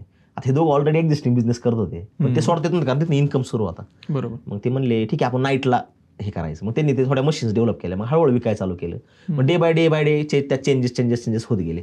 जुगाड टू बिझनेस जर्नी बघा. मशीन फाईन डेव्हलप झालं. मशीन फाईन डेव्हलप झाल्यानंतर लोक त्यांना म्हणले आहोत एवढं केलं तर पुढचं काहीतरी करायला पाहिजे. कांदा रोपवाटी दिवशी संपला, कांदा लागवडीसाठी काहीतरी करा. मग त्यांनी पहिल्यांदा ग्लासात पेन टाकून असं नाही का, म्हणजे कांद्याचं रोपच टाकतो असं ग्लासात पेन टाकून फिरवायचं चाक असं त्यांनी मशीन म्हणून असं करत करत त्यांनी थोडंसं कच्चं मशीन, मग नंतर त्यातले डेमो असं करत करत थोडा पैसा मिळत गेला इनोव्हेशन मधनं, पहिल्या जुगाडमधनं हातात वाढायच्या मशीन मधनं पैसा मिळत गेला. नंतर कांदा लावायचं मशीन तरी बनवलं, असं ते एक्सपोर्ट करतात. ह्या जर्नीमध्ये टप्पे बघा लक्षात घ्या. पहिली गोष्ट त्यांनी त्यांची संशोधक वृत्ती थांबवली नाही, सारखं रिसर्च करत राहिले, आलेले सजेशन वेलकम केले. बरोबर. दुसरी गोष्ट मशीन विकत राहिले, मला पैसा येत गेला, त्यामुळे पैसा पुढे लावत गेला. चौथी गोष्ट त्यांना गव्हर्नमेंट ते छोटंसं फंडिंग त्या आयडियासाठी मिळालं, ते करत गेले. ज्या वर्षी त्यांनी कांदा लागवडची मशीन विकल्या, थोडेसे छोटे छोटे प्रॉब्लेम्स आले त्याच्यामध्ये, ते प्रॉब्लेम त्यांनी सॉल्व्ह केले, कोणाला नाही म्हणले नाही. म्हणजे अक्षरशः मी तुम्हाला सांगतो की त्या दोघांचे 12-12, 15-15 किलो वजन कमी झालं. ते म्हणजे हा म्हणजे नाशिकमध्ये मशीन दिले तर रात्री तुम्हाला फोन आला तर नाही म्हणतात, लगेच गाडीत बसायचं, लगेच तिथं. मग पैसे पण गेले, खूप कॅश बर्न केली. पण असं तुम्हाला सांगतो, आज ती मशीन एक्सपोर्ट करतात. म्हणजे एक प्रॉब्लेम जुगाड ते मशीन एक्सपोर्ट. हा हे काय टप्पे सहज झाले का? 7-8 वर्षाचा कालावधी गेला याच्यामध्ये. एवढे पेशन्स ठेवणं महत्वाचं आहे. दुसरी गोष्ट, पेशन्स ठेवताना तुमचा प्रोडक्ट असा पाहिजे की त्यातनं रेव्हेन्यू जनरेट झाला पाहिजे, लोकांचा प्रॉब्लेम सॉल्व्ह झाला पाहिजे. बऱ्याचशा लोकांना काय वाटतं, मला सुटेबल आहे म्हणजे जगाला सुटेबल असं वाटतं. कारण त्यांनी पहिलं मशीन बनवलं त्यावेळेस त्यांना वाटला प्रॉब्लेम संपला. पण ज्यावेळेस सजेशन यायला लागले लोकांचे, त्यानंतर ते इम्प्रूव्ह करत गेले. त्यांनी जर इम्प्रूव्ह केलं नसतं तर ते इनोव्हेशन किंवा ते जो नवचमत्कार होता, मी त्याला चमत्कारच म्हणतो ऍक्च्युअली, कारण तुमच्या डोक्यातनं एखादा बदल घडवणारी आयडिया येत असेल तर तो चमत्कारच आहे. आणि हा चमत्कार थांबला असता, पण ती संशोधकाची वृत्ती जर मनातली संपली तर तुम्ही आयुष्यात काहीच करू शकता. त्यामुळे ते संशोधकाची वृत्ती आणि तुम्हाला जुळून येणाऱ्या गोष्टी जर तुम्ही जगाला दाखवलं, त्यांनी ते मशीन लपून ठेवलं असतं तर चमत्कार जगाच्या मागात निघून गेला असं. ते मशीन त्यांनी 4 लोकांना वापरायला दिलं. त्यामुळे तुम्ही जगात जर काही नवीन करायचा विचार करत असाल, तुम्ही लोकांना सांगत राहिले, बदल होत राहतात. आणि बदल झाल्यानंतर तुम्ही एका अशा उंचीवर असता की जे तुम्ही इमॅजिन करू शकता. बरोबर. मी तुम्हाला एक सिंपल उदाहरण सांगेल. एक ज्ञानेश्वरीच्या बाबतीमध्ये कालचं एक उदाहरण झालं की ज्ञानेश्वरांनी ज्ञानेश्वरी लिहिली, बरोबर, आणि त्यांनी समाधी घेतली खूप कमी वयामध्ये. बरोबर. समाधी घेतल्यानंतर पुढच्या 250 वर्ष ज्ञानेश्वरीविषयी कुठं काही चर्चाच नव्हती, पण ज्ञानेश्वरी मुखदत होती लोकांची, म्हणजे लोकांना माहित होती. मधल्या काळात काही लोकांनी काय केलं, त्याच्यामध्ये स्वतःच्याच ओव्या घुसडल्या. पण संत एकनाथांनी काय केलं, ज्ञानेश्वराची समाधी, त्यात एक मन होती की ज्ञानेश्वरांनी ते एकनाथाला म्हणतात की एकनाथा, माझ्या गळ्याला आता नाही का त्या ह्या वृक्षाचा येडा पडला आणि आता माझं ही तू मला वाचवायली आहे. मग एकनाथ महाराजांनी त्यांची समाधी तर ही केलीच व्यवस्थित, पण त्यांनी काय केलं माहिती का, त्यातले जे ओव्या होत्या, ओरिजिनल ओव्या, त्या सगळ्या शुद्धीकरण केलं ज्ञानेश्वरीचं. आणि आज पण ज्ञानेश्वरी लागू आहे. म्हणजे त्या इनोव्हेशनच्या टप्प्यामध्ये अनेक परत लोक यायला लागतात. म्हणजे एका माणसाने जर एखादं ज्ञान सांगितलं ते पुढे नाही गेलं त्याचा काय फायदा नाही. सो मी असं म्हणतोय की आपलं अध्यात्म, आपलं इनोव्हेशन, आपलं नाविन्य हे जर आपण सांगत नाही गेलो तर ते पुढे टिकणार नाही. सेम गोष्टी शेतीत पण अशाच होतात. म्हणजे हे धंद्याचा विषय झाला, तुम्ही एखादा जुगाडपासून बिझनेस कसा उभा राहिला, शेतीमध्ये असंच होतं. एखाद्या शेतकऱ्याला एखादी गोष्ट क्रॅक होते, म्हणजे एखादं पीक ते लय भारी पद्धतीने घेतो, पण ते शेअर करत नाही. त्यामुळे ते खूप अडचणी होतात. आणि शेअर न केल्यामुळे त्याला वाटते की मीच बादशाह. असं नाही करायला पाहिजे मला वाटते. 2 बाजू आहेत त्यातल्या. मी तुला एक उदाहरण सिंपल सांग की 2 बाजू काय आहेत बरं का. एक तर पहिली गोष्ट, जो प्रयोगशील आहे ना ते वाहून घेतो. बरोबर. संशोधन करणं आणि जगाला सांगणं ह्यात फरक आहे, तू लक्षात घे. म्हणजे जगातली जरी पहिली मोटरसायकल बनवली तेच माहिती तुला कोण आहे? नाही, मोटरसायकल माहिती. आज तू हा माईक आपण वापरतोय, हा माईक जगातला पहिला कोणी बनवला? नाही माहिती. पण ह्या माईक मधला जगातला फेमस सगळ्यात ब्रँड कोणता आहे ते माहिती. प्रश्न असा असतो की इनोव्हेशन करणार आणि त्यातनं पैसे कमवणार, हे 2 लोक वेगळे असतात. आता तुझं उदाहरण घेऊ आपण. प्रगतशील शेतकरी माहिती का सांगत नाही, बरोबर. तर पहिली बऱ्यापैकी सांगतात, काही सांगत नाहीत असं माझं म्हणणं आहे. नाही सांगतच नाही बऱ्यापैकी. मी सांगतो तुला काय लोकांनी काय मी सांगतो, मला उदाहरण नाही, लोकच सांगत नाही का सांगत हे पण सांगतो. मी एक उदाहरण देतो तुला. असं काय झालं, एक शेतकरी होता 7-8 देश फिरलेला. त्याच्या सुरुवातीला सांगायचा, नंतर त्याला त्रास झाला तरी बंद करून टाकलं. आम्ही भेटलो सर्वेश, आमचे काही मित्र, आम्ही त्याला भेटलो. त्याला म्हणलं अवसर तुमच्याकडे नॉलेज, आपण हे करू. ते म्हणलं अवसर त्रास होतो. म्हणलं एवढं सोपं. त्याला नाही म्हणलं करूच आपण, बरं का. मग त्याला रेडी केला आम्ही. रेडी केलं, सांगायला लागलं लोकांना. त्याला म्हणलं थोडा वेळ काढायचा रोजचा, नाही का. तर एक शेतकरी तो सांगायला लागला मग लोकांना. लोक कधी फोन करायचे, त्याचा वेळ पाळत नव्हते, हे करत नव्हते, ते कधी फोन करायचे. तो बिचारा पण सांगत राहिला, जाऊन चला. एक त्याला काय झालं, एक शेतकरी आला. त्या शेतकऱ्याच्या गावापासून एक देवदर्शनाचं ठिकाण जवळ होतं. ते देवदर्शन केलं. रात्री 5-5:30-6 दरम्यान इथं आला आणि म्हणला जरा माहिती पाहिजे. ह्यानी पण सांगायला चालू केलं. मग रात्रभर गप्पा झाल्या. त्यांनी त्याला जेवण दिलं, त्याला राहायला जागा दिली स्वतःच्या घरामध्ये. तो फॅमिली घेऊन राहिला. सकाळी लवकर उठून त्याला सगळं नाश्ता पाणी करून शेताचा फेरफटका मारून आणला. आणि 8-8:30ला त्याच्या दारामध्ये 50 लेबर होते का त्याला कांदा लागवड करायची होती. तर सगळं एवढं सांगून, पण रात्रभर सांगून, दिवसभर सांगून, सकाळी तो जाताना म्हणला, ओ मला माझ्यापुढे लेबर आहे, आता मला थँक्यू करा, नाही का. तो म्हणा, राव मी एवढं लांबून आलोय, तुम्ही काय असं म्हणताय म्हणला. ते म्हणला, माझ्याकडे 50 लेबर उभे आहेत ना, मला 7-8 एकर लागवड करायची आहे, तुम्ही असं कसं काय म्हणू शकता. तर ते म्हणला, मी एवढं लांबून आलोय. पण तुम्ही त्याचा प्रॉब्लेम समजून घेतला का, बरोबर. अजून एक उदाहरण सांगतो. प्रगतशील त्याच्या नॉलेजची जी व्हॅल्यू असते त्याचं मॉनिटायझेशन होत नाही. उदाहरणार्थ वकील आहे, वकिलाने एखादं नॉलेज केलं, एखादा वकील सगळ्यात बारीक केस लढतोय, तुम्ही त्याला फुकट मागता का? तू मागितलंय का? तू असं धरून चल की एखादा मेकॅनिक आहे, एखादी फक्त वायर चिटकवायची असते म्हणजे गाडी बंद पडली असती, तो वायर चिटकवायला 100 म्हणला, तू 100 देतो त्याला. बार्गेनिंग होत तुम्ही एखाद्या प्रगत शेतकऱ्याला पैसे देता का? नाही. नाही. बरोबर. समजा उदाहरणार्थ एखाद्या शेतकऱ्याला सांगायला चालू केलं, तुम्ही त्याला काय व्हॅल्यू देता? बरोबर. पॉईंट आहे. ठीक आहे. शेतकरी असं म्हणतात की शेतकऱ्याला कोणता धंदा फुकट चालतो जगातला? कोणता? पुण्यात मुंबईमध्ये जा, मिनिटा पैसे घेतात वकील बोलायला. स्पेशली डॉक्टर असेल तर पहिले 1000 रुपये भरावं लागतात, मग त्याच्या ऑफिसमध्ये एंट्री मिळते, तिथून पुढे त्याची फी वेगळी चालू होते. तू समजा तू सगळ्यात चांगला शेतकरी, प्रगतशील शेतकरी आहे, तुझे रोजची प्रॅक्टिस चालू आहे, तुला कोणी रोज येऊन डिस्टर्ब करायला लागलं, तू काय सांगशील त्याला? ठीक आहे. समजा तू डिस्टर्ब करत असशील, काय अडचण नाही, 1-2 माणसाला माणूस सांगेल, अख्खा पिकनिक पर्यंत सांगू शकत नाही, पण ते कोणाला सांगेल, मग सगळा फोकस त्याच्याकडे येतो. बरोबर. दुसरी गोष्ट, समजा तुम्ही त्याला त्याची व्हॅल्यू मॉनिटाईज करायला गेला तर लोक त्याला पैसे देणार आहेत का? मग लोक मोठे मोठे फुले लिहितात, किंवा लोक मला शिवाय घातलेत लोकांनी की शेतकऱ्याच्या कार्यक्रमाला तुम्ही पैसे कसे घेता? बरोबर. तुम्ही लक्षात घ्या, तुमची व्हॅल्यू मॉनिटाईज तुम्ही केली पाहिजे. जे प्रगतशील शेतकरी त्याचा टाइम तुम्ही मॉनिटाईज केला पाहिजे, त्याची व्हॅल्यू तुम्ही मॉनिटाईज. एक बिझनेसच उभा होऊ शकतो याच्यावर. हा, तर त्याचं मॉनिटाईज झालं तर तो सांगेल ना. बरोबर. वकील म्हणतो का मी नॉलेज घेऊन घरात बसेल, मी सांगणार नाही कोणाला? तो व्हॅल्यू वाढत जातो. जेवढा प्रगतशील शेतकरी जास्त प्रयोग करत जाईल, तेवढं तुम्ही त्याची व्हॅल्यू मॉनिटाईज करत गेलं पाहिजे. आणि तो काळ येणार आहे संतोष, तुला मी सांगतो. आता डिजिटायझेशन जे होतंय त्यातनं कोर्सेस तयार व्हायला लागले, त्यातनं डेटा रेकॉर्डिंग होत चालले. समजा उदाहरणार्थ एखाद्या प्रगतशील शेतकऱ्याने सगळा डेटा त्याचा ट्रेसेबल केला, तर तो कोणत्या पण शेतकऱ्याला देऊ शकतो. वाट इट, लक्षात येईल तुझ्या. आणि ती व्हॅल्यू मॉनिटाईज होणार, मग तिथं लोक पैसे देणार. आला तो काळ. असं असतं, प्रत्येक गोष्टीचा काळ असतो. पूर्वी शिवाजी महाराजांच्या काळामध्ये न्याय हा फुकट दिला जायचा, म्हणजे वकील बिकील लागत नव्हता. म्हणजे असेल वकील त्यांचा त्या फॉर्मॅटमध्ये, पण सामान्य माणूस गेला तर तिथं न्यायाला समोर क्लिअर व्हायचं, किंवा राजा महाराजांच्या काळामध्ये. बरोबर. आजच्या काळामध्ये न्यायाची किंमत आहे, वकिलाची किंमत आहे, केस दाखल करणार तो पण त्याची व्हॅल्यू देतोय, जज बसलाय तो पण त्याचा टाइम डिफाईन करून बसलाय. बरोबर. ज्यावेळेस गोष्टी स्ट्रक्चराईज होत जातात त्यावेळेस ती मॉनिटाईज होतं. तू म्हणते त्याची बाजू, एक बाजू खरी पण आहे, ही दुसरी बाजू आहे. मला 2 बाजू समजून घेतल्या पाहिजे, नंतरच त्या गोष्टी. आता तुम्ही ट्रेसेबिलिटीचा उच्चार केला, बोलला थोडंसं, तर ट्रेसेबिलिटी बद्दल सांगा ना थोडंसं. खूप कन्फ्युजन आहे मार्केटमध्ये. ट्रेसेबिलिटी म्हणजे काय माहिती का? ट्रेस करणे म्हणजे काय? उदाहरणार्थ संतोष जाधव साताऱ्यापासून पुण्यापर्यंत. संतोष जाधव घरात किती वाजता निघाला, संतोष जाधवने कुठे नाश्ता केला, संतोष जाधव कोणाबरोबर फोनवर बोलला, संतोष जाधवने पुण्यात येऊन काय केलं, संतोष जाधव संध्याकाळी किती वाजता झोपला, हे दिवसभराची ऍक्टिव्हिटी आपण ट्रेस केली. तसं शेती करताना शेतीच्या ऍक्टिव्हिटीज तुम्ही ज्या केल्यात त्या ट्रेस करायच्या. उदाहरणार्थ की नांगरताय तर नांगरणीचे फोटो तुमच्याकडे पाहिजेत. बरोबर. बिफोर आफ्टर उदाहरण देतो सिंपल. बरोबर. दुसरीकडे तुम्ही पेस्टिसाइड, फर्टिलायझर, वॉटर ऍप्लिकेशन, हे सगळं तुम्ही जे काही ऍप्लिकेशन केले ते डिजिटाईज करायचं. आणि डिजिटाईज करून तो फॉर्मॅट जिथं तुमचं जे फायनल आउटपुट त्यात निघणार आहे, म्हणजे समजा द्राक्ष निघलेत, त्याचे QR कोड येईल. आणि QR कोड मध्ये तुम्ही जे काय प्रॅक्टिस केल्यात ते त्याच्यामध्ये शो असतील. म्हणजे टेस्ट रिपोर्ट असेल, मातीचा रिपोर्ट असेल, सॉइल ऍप्लिकेशन केलेल्या गोष्टी असतील, पाणी कधी दिलेलं असेल, ह्या सगळ्या गोष्टी त्यात रेकॉर्ड केलेल्या असतील. आणि रेकॉर्डचा एक QR कोड असेल, आणि तो थोडा शॉर्ट फॉर्मॅट असेल. QR कोड स्कॅन केला की त्यातनं तुम्ही काय जे केलं ते ट्रेस होईल. तसं आपण तुझा नाश्ता डिजिटाईज कुठल्या ऍपला होतं का कशावर? आता उदाहरण भरपूर ऍप आहेत, म्हणजे फार्म सेतू आहे, क्रॉपिन आहे, ग्लोबल किसान हब होतं पूर्वी, अशा अनेक ऍप्स आहेत. अच्छा, त्या ऍपवर जाऊन ट्रेस करायचं, एंड करू शकतो. हा. आणि ती ट्रेसेबिलिटी कस्टमरला विकायची. म्हणजे तुमच्या क्रॉप, उदाहरणार्थ मी एखादा अभ्यास करतोय आणि मी तो अभ्यास नोट करून ठेवला आणि ते मी विकायचा ठरवला, त्याची व्हॅल्यू मला जास्त मिळणार आहे ना. मी जर कॉपी करायचं, माझी प्रॅक्टिस मी रेकॉर्ड करायची, त्याच्यावर ट्रेस करायचं आणि तो ट्रेसेबल विकायचं. मी तर सिंपल उदाहरण सांगेल तुला. ट्रेसेबिलिटी कुठे कुठे अप्लाय होऊ शकते. मला एक UK मधून मला एक्झाम भेटायला आली होती काही दिवस, आणि त्यांनी मला खूप सुंदर सांगितलं की म्हणजे तुम्हाला माहिती आहे का, ट्रेसेबिलिटी ऑटोमोबाईल सेक्टरमध्ये खूप मोठ्या प्रमाणात वापरली जाते. मी शॉक झालो यार, म्हणलं ऑटोमोबाईल सेक्टरमध्ये ट्रेसेबिलिटी म्हणजे तुला पण थोडं इमॅजिन. बरोबर आहे. पण ते म्हणजे समजा उदाहरणार्थ एखाद्या कंपनीने एखादी गाडी आणली आणि सातत्याने त्याचा एक पार्ट फेल व्हायला लागलाय, हे लक्षात आलं, त्याची ट्रेसेबिलिटी असते. लिंक असतं प्रोडक्ट, हा कुठून आणलाय, कोणत्या वेंडरकडून घेतलाय, हे तर का फेल होते, मग त्याची टेस्ट क्रॉस चेक केली जाते, ट्रेस केलं जातं. बरोबर. त्यांनी मला विमानाच्या पार्टची ट्रेसेबिलिटी जगात पहिल्यांदा सुरू झाली हे त्यांनी मला सांगितलं. विमानाचे पार्ट ट्रेसेबल असतात. ओके. आता ते पुढची स्टेप सांगतो तुला. कर्नाटक गव्हर्नमेंटने त्याच्या मागे एक मी लेख पण लिहिला होता की किसान QR त्यांनी आणलाय. किसान QR म्हणजे काय का, समजा उदाहरणार्थ तू एखाद्या पॉली हाऊसला पेपर दिलाय, पेपर टप्प्याटप्प्या असतो, चिटकवलेला असतो. तुझा एखादा पेपर फाटला, बरोबर, तर तो पेपर तू त्याच वेंडरकडून घेतलाय का नाही, ह्यासाठी त्याच्यावर QR कोड दिलेला आहे त्यांनी.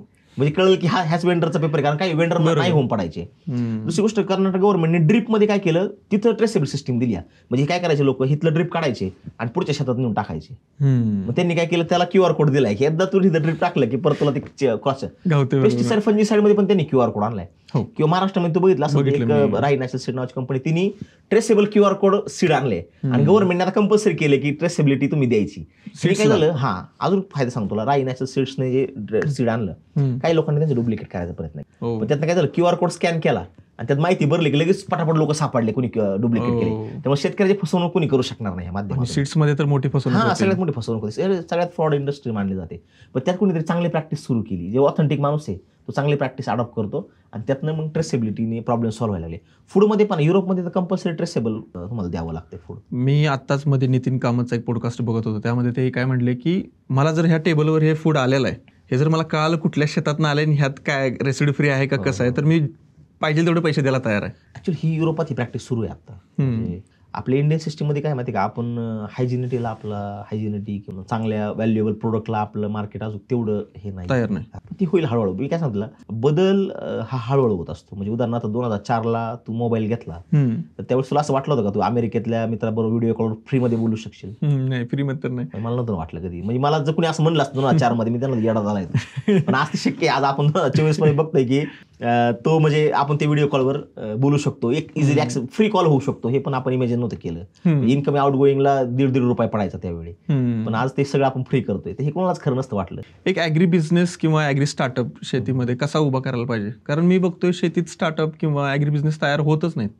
मी तुला सांगायला सांगतो 2 गोष्टी आहेत. म्हणजे ज्या क्षेत्रात पोल्ट्री तुम्हाला बिझनेस करायचा आहे, तुम्ही पोल्ट्रीचा अनुभव घ्या 4-5 महिने. तुम्ही काम करा, जॉब करा, इंटर्नशिप करा किंवा त्या लोकांबरोबर राहा तुम्ही. म्हणजे उदाहरणार्थ पोल्ट्री तुमच्या एखादा मित्र करतोय, तुमचं काम चालू राहू द्या, पोल्ट्रीवाला मित्रावर आठवड्यात 2 दिवस फिरत. पहिली स्टेप ही. मी कायम सांगतो की ज्या क्षेत्रात तुम्हाला काम करायचं त्यातले तगडे 25 मित्र तुमचे पाहिजे, तर तुम्ही चुकणार नाही. आज तू द्राक्ष तगडे 20-22 घेऊन बसलाय लोक सोबत, म्हणून तू द्राक्ष शेती चांगली करू शकतो किंवा तू त्यात फसलोच मी सुरुवातीला बदल करू शकतो. जर तुझ्याकडे ती लोक नसतील तर तू चुकणार. ही झाली पहिली स्टेप. दुसरी स्टेप, त्या धंद्यामध्ये खरं स्कोप आहे का हे तुम्हाला कळायला पाहिजे, त्यातले चॅलेंजेस तुम्हाला कळायला पाहिजे. ही झाली दुसरी स्टेप, बरोबर.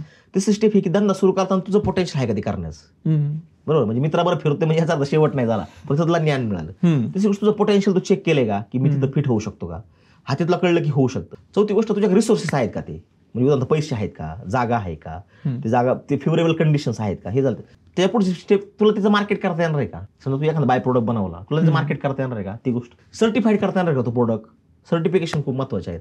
आणि हे सगळी गोष्ट करून तू फायद्यात राहणार आहे का, हे करणार असेल अशा 5-6 स्टेप, तर त्याने ते करावं. नाही मग फेल होणारच नसेल. ह्यातली एक जर स्टेप चुकली, यात असं उदाहरणार्थ तू इथनं एखादा कंटेनर एक्सपोर्ट करतोय, बरोबर. तुला 8 तासात एखादा कंटेनर तुला JNPTला मुंबईला घेऊन जाईल आणि तुझा गाडीचा ऍक्सिडेंट, तुझी चूक आहे का त्यात काय, पण गाडीचा ऍक्सिडेंट झाला ही त्यातली सिच्युएशन चूक. त्यातनं मटेरियल बाहेर काढून पुढे नेईपर्यंत तुझा आयटम फेल झाला. सो धंद्यात अडचणी ह्या पण त्यातला एक चॅलेंज आहे. म्हणजे तुम्ही सगळं चांगलं करू शकता, पण परिस्थिती पुढची चांगली नसेल तरी तुम्ही चुकू शकता. त्यामुळे तुम्ही दोष पण देऊ शकत नाही कोणाला. त्यामुळे रिस्क, चॅलेंज, तुमचे पोटेन्शियल, तुमचे रिसोर्सेस, तुमच्याकडे असलेले नेटवर्क आणि तुमच्यात बदलाची असलेली क्षमता, ह्या सगळ्या गोष्टी जर असतील तरच तुम्ही चांगलं होईल. अजून मी बेसिक खाली जातो, जसं गावाकडचे पोरं असतात, त्यांना काहीतरी असं स्टार्ट करायचं असते आणि ॲग्रिकल्चर मध्ये तर खूप रस आहे मुलांना. मग ते काहीतरी नवीन इनोव्हेशन जेव्हा करतात ना, तेव्हा त्यांना पैसा, फंडिंग नाही मिळत किंवा पुढे प्रोसेस नाही जात. ते जरा फोडून सांगा डिटेलमध्ये, त्यांनी कसं ॲग्री स्टार्टअप उभा करायला पाहिजे. स्टार्टअपमध्ये कसं आहे, स्टार्टअप ही संकल्पना पहिली समजून घे. म्हणजे स्टार्टअप म्हणजे इनोव्हेशन, इनोव्हेशनची स्केलेबिलिटी आणि स्केलेबिलिटी आधारात धंदा. ओके, म्हणजे उदाहरणार्थ आपण थोडंसं ऑड उदाहरण घेऊ, ओलाचं उदाहरण घेऊ. ओला काय करते, स्टार्टअप बघा, स्केल ओला एवढं झालं पाहिजे तर तो स्टार्टअप आहे, नाही तर तो बिझनेस झाला. लक्षात, इनोव्हेशन. ओलाने काय केलं, रस्त्यावर कार चालत होत्या, ड्रायव्हर गाडी चालत होते, लोक एक्झॅक्ट लोकेशनला जात होते. ओलाने काय केलं, कन्व्हिनियंट केलं. म्हणजे ऍप दिलं, ऑन टाइम डिलिव्हरी दिली, ऐनवेळी तुम्ही बुकिंग करू शकता, बसू शकता, प्राइस फेअर दिली. त्याच्यानंतर तुम्हाला पुढच्या व्यक्तीचा कोण व्यक्ती आहे तो घेऊन जाणार ते कळालं, त्याचं प्रोफाईल कळालं, त्याचं रेटिंग कळालं, एक्झॅक्ट लोकेशन जाण्यासाठी किती पैसे लागतात हे कळालं. ही ट्रान्सपरन्सी सगळी आणली आणि ती स्केल झाली. म्हणजे ओलाने आज पुण्यात केलं, मुंबई, अख्ख्या जगात ओला उबेर चालू आहे, बरोबर. तर त्या स्केलेबिलिटीचं मॉडेल असेल तर ते स्टार्टअप झालं. दुसरी बाजू बिझनेस. बिझनेस म्हणजे काय की कुणीतरी वडापावचा गाडा पूर्वी चालत होता आणि तुम्ही पण वडापावचा गाडा सुरू केलाय. Copy business, it's business. Okay, तर हा फरक आहे. आता तू गावाकडच्या पोरांचं बोलत होता. मुळात गावात म्हणजे काही वास्तववादी गोष्ट तुला सांगतो. गावात बिझनेससाठीच फेवरेबल वातावरण, ही पहिलं म्हणजे हे वास्तव आहे. त्यात शेतीपूरक व्यवसाय समजा करायला गेला तर समजा पोल्ट्री असेल किंवा जे काही मगाशी आपली जी चर्चा झाली त्यातले काही बिझनेस असू शकतात, बरोबर. आता हे स्पार्क आणायचं कुठनं, तर गावात जिथं सिस्टीम नाहीये त्या सिस्टीमच्या बाहेर थोडं त्या पोराला पडावं लागेल. उदाहरणार्थ मी गावाकडे एका मुलाला बिझनेस सुरू करायचा होता, मी त्याला म्हणलं तू घर सोडशील का, तर त्यांनी थोडं विचार, मला सर बहिणीच लग्न आहे माझ्या, मला बहिणीत लग्न कर. किती बहिणीत लग्नाला किती दिवस आहे, मला सर 25 दिवस होते ना, 25 दिवस. मला बहिणीची पूजा बिजा होणे, मग सगळं झालं ना, मुरळ की माघार गेले की मग आपण तुझा विचार करू म्हणलं. बरं, 1-1.5 महिन्यात मला फोन केला, सर मला करायचे. मग पुण्यातल्या एका चांगल्या बिझनेसमॅनकडे त्याला मी इंटर्नशिपला पाठवलं. तिथं त्यांनी खाण्या राहण्याच्या पैशावर त्यांनी सुरुवात केली. पण आज तो महिन्याला 3 लाख रुपये कमवते. हो. पण त्याने गाव सोडून धंदा गावाकडेच आहे त्याचा. काय करतोय असं? हा, तर त्याचं उदाहरण ते इंटरेस्टिंग आहे. त्या सगळ्या पोरांना लागू होईल आपल्या तुझ्या गावाकडच्या पोरांना. तर ते वैभव वागसकर नावाचा पोरगा होता. तर ते साधारण 2022 मध्ये उन्हाळ्याचे दिवस होते. आणि उन्हाळ्या दिवसामध्ये त्यांनी काय केलं, त्यांनी एक मशीन बनवलं. ते मशीन तो गाडीला बांधून माझ्याकडे आला आणि ती मशीन माझं ऑफिस पहिलं रुरल एरियातच होतं. मग त्याने ते म्हणलं सर हे मशीन आहे ना रेग्युलर माणसाच्या कामापेक्षा 5 पटीने काम कर. ठीक आहे मला चांगलं आहे मशीन. ठीक आहे तू जा म्हणलं मी सांगतो तुला विचार करून. मग ते गेला गावाला. मला वाटलं आता पोरं येतात जातात नाही का. मग सर परत फोन आला. मग सर मी काय करू पुढे आता. मी त्याला पहिला शब्द वापरला गाव सोडावं लागेल. तर ते लग्न झालं सगळं. ते गाव सोडून पुण्यातल्या बिझनेस तिथे फॅब्रिकेशनचा त्या एक युके रिटर्न व्यक्ती होते. त्यांचा फॅब्रिकेशन खूप मोठा बिझनेस होता. त्यांनी त्याला इंटर्नशिप दिली एका प्रोडक्टसाठी. तिथे त्यांनी 4-5 महिने काम केलं त्याला धंदा कळाला. धंदा कळल्यानंतर तो गावाला गेला मागे गेल्यानंतर मग त्याला त्या मशीनसाठी एक छोटं फंडिंग मिळून दिलं आम्ही. फंडिंग मिळाल्यानंतर त्याचं वर्कशॉप सुरू झालं. कसं मिळून दिलं फंडिंग? फंडिंग सेंट्रल गव्हर्नमेंटची स्कीम आहे RKV रफ्तार नाव. त्या स्कीम मध्ये त्याचं ऍप्लिकेशन आम्ही प्रपोज केलं आणि त्याला म्हणलं की तू पैसे मिळाले आम्हाला दे. आम्हाला कॉन्फिडन्स लक्षात आला हा पोरगा कुठं जात नाही म्हणून. मग त्याला ते पहिलं फंडिंग 5 लाख मिळून दिलं. त्यात त्यांनी चांगलं काम केलं. त्याला परत 25 लाखाचं ग्रँट मिळाली. म्हणजे विदाऊट माघारी करायला फक्त धंदा ग्रो कर. ग्रँट म्हणजे वापर पैसे फक्त हिशोब द्यायचा पैशाचा चुकीच्या ठिकाणी वापरायचे. असं त्यांनी केलं. साधारण 2-3 लाख रुपये महिन्याला कमवतो. 5-7 पोर हाताखाली कामाला आहे. आणि चांगली गोष्ट म्हणजे तो म्हणला सर माझी गावातली इज्जत वाढली. म्हणला जिथं मला लोक कॉमन शेतकरी असंच पोरगा फॅब्रिकेटर म्हणून बघायचे तिथं एक ब्रँडेड कंपनीचा त्यांनी कंपनी नाव दिले. मग मस्त बोर्ड बीड ब्रँडिंग मशीनवर ब्रँडिंग त्याचे काही अवजार जे बनवतो त्याची ब्रँडिंग अशा सगळ्या गोष्टी त्यांनी केल्या. त्यामुळे काय झालं की त्याची पत पण वाढली. गावाकडे राहून त्याला धंदा करता आला. विशेष म्हणजे त्यांनी गावातला आयडेंटिफाय केलं. गावात अवजार लोकांना लागतात. दुरुस्ती आणि विक्री ह्याचा व्यवसाय होता. तो चांगल्या पद्धतीने करतो. लोक त्याच्याकडे यायला लागली. तो पण कामात कारण त्यांनी एका चांगल्या लोकांना इंटर्नशिप केल्यामुळं त्या फॅब्रिकेशन मध्ये किती मोठा स्कोप असू शकतो ही त्याला त्या धंदा कळाला. तो त्यांनी गावाकडे इम्प्लिमेंट केला. तो ग्रो झाला. एक लय महत्वाचा प्रश्न आहे आणि एक नसवर थोडासा क्लिक करतोय दाबतोय. शहरामध्ये मुलं येतात काही ना काही काम करतात. पण मी गावाकडं कंटिन्युअसली म्हणजे शूटला मी गावीच असतो. मी काय शहरामध्ये जास्त पुण्याला आमचं ऑफिस वगैरे आहे पण मी गावाकडे शूट असतं सगळं. मला गावाकडे खूप पोर असे भेटतात ज्यांचं शिक्षण पूर्ण झालंय आणि त्यांना काम नाही जॉब नाही. त्यांच्या मनामध्ये एक प्रश्न मला ते सहज भेटले की आता मला बघतात की हा व्हिडिओ करतोय सक्सेसफुल झालाय काहीतरी करतोय शेती पण चांगली करतोय. कायम एक प्रश्न असतो की मी काय करू. काहीतरी एक बिझनेस सुचव मला की त्याच्यानं मी थोडंसं पैसे लावतो 2-4 लाख रुपये काम करतो. तुम्हाला काय वाटतं त्या पोरांनी काय करायला पाहिजे? नाही पहिली गोष्ट हा प्रश्न चुकीचा आहे. मी त्या पोरगा विचारतोय ना आपण तुझ्याकडे उलट जावं थोडंसं बरोबर. तुला कोणी सांगितलं का की तू हे म्हणू तू इन्फ्लुएन्सर हो म्हणून? नाही. तुला हे कोणी सांगितलं की गावातल्या अवेलेबल रिसोर्सेस मध्येच तू एवढं काय करू शकतो? म्हणजे नॉर्मल जेव्हा मी शेती करत होतो ना 2015-16 मी हार्डकोर शेतकरी झालो 10 वर्ष. तेव्हा माझ्या डोक्यातही नव्हतं की मी इन्फ्लुएन्सर होईन किंवा हे काम करेन ते काम. एक फ्लो मध्ये झालं ह्या गोष्टी. कुणीच कोणाला बिझनेस आयडिया सांगू शकत नाही. तुला विचारायला पण आलं तुला कोणी तर तू असं रॅन्डम उत्तर कधी द्यायचं नाही. त्याला सांगा तू सेल्फ अनालिसिस कर. दुसरी गोष्ट हे कन्फ्युजन आहे माहिती का चला आपली इकोसिस्टमच नाही धंदा करण्याची धंदा विचार करण्याची. आता बघ सगळ्यात मानदेशातला आपण बेस्ट उदाहरण घेऊ तुमचं सोना गलाईवाल्यांचं बरोबर. एक जण धंदा सक्सेस केला तरी स्पॉट आयडेंटिफाय करत गेला आणि लोक निघत गेला. आज तुमची अख्खी इंडस्ट्री सेट आहे. मी स्वतः केलाय 5 वर्ष म्हणजे आणि तुमच्या विट्याला सिटी ऑफ गोल्ड असं म्हणतात बरोबर. मी आता एक दिवस मी विट्यात गेलो आणि मी स्टेटस हे करायला गेलो विटा टाकला तर विटा सिटी ऑफ द गोल्ड म्हणून इथं खानबी नाही का असं मला आधी वाटलं. मग नंतर मी त्याच्याबरोबर बोललो. मला वाटतं पहिल्यांदा तुम्हाला आमची लोक सगळी गलाई धंद्यामध्ये आहेत. कसं असतं एका व्यक्तीने अजून त्याला उदाहरण जोडून सांगतो. असं नाही गावात पोटेन्शियल नाहीये. म्हणजे उद्धव आयरेंच मी तुला मगाशी म्हणतो बांधावरचा उद्योजक की विदाऊट धूर निघता पण एखादी MIDC ग्रो होऊ शकते. ती म्हणजे कळवणची MIDC. तिथं 1000 कोटीचा बिझनेस होऊ शकतो. तिथं दूर निघत नाही तिथं बरोबर. आणि गावातल्या एरियात गावातल्या पोटेन्शियलवर गावातल्या लोकांबरोबर गावातल्या रिसोर्सेसवर हे होऊ शकतं. पण ती तुमच्या एरियानुसार आहे बरोबर. आता उदाहरणार्थ जिथं द्राक्ष ग्रो झाली द्राक्ष इंडस्ट्री ग्रो झाली तर पॅक हाऊस झाले कोल्ड स्टोरेज झाले मोठे मोठे कृषी सेवा केंद्र झाली एका पिकावर झाली ना गावातल्या इकोसिस्टीम मध्ये झाली. तशी इकोसिस्टीम डेव्हलप होणं महत्वाचं आहे.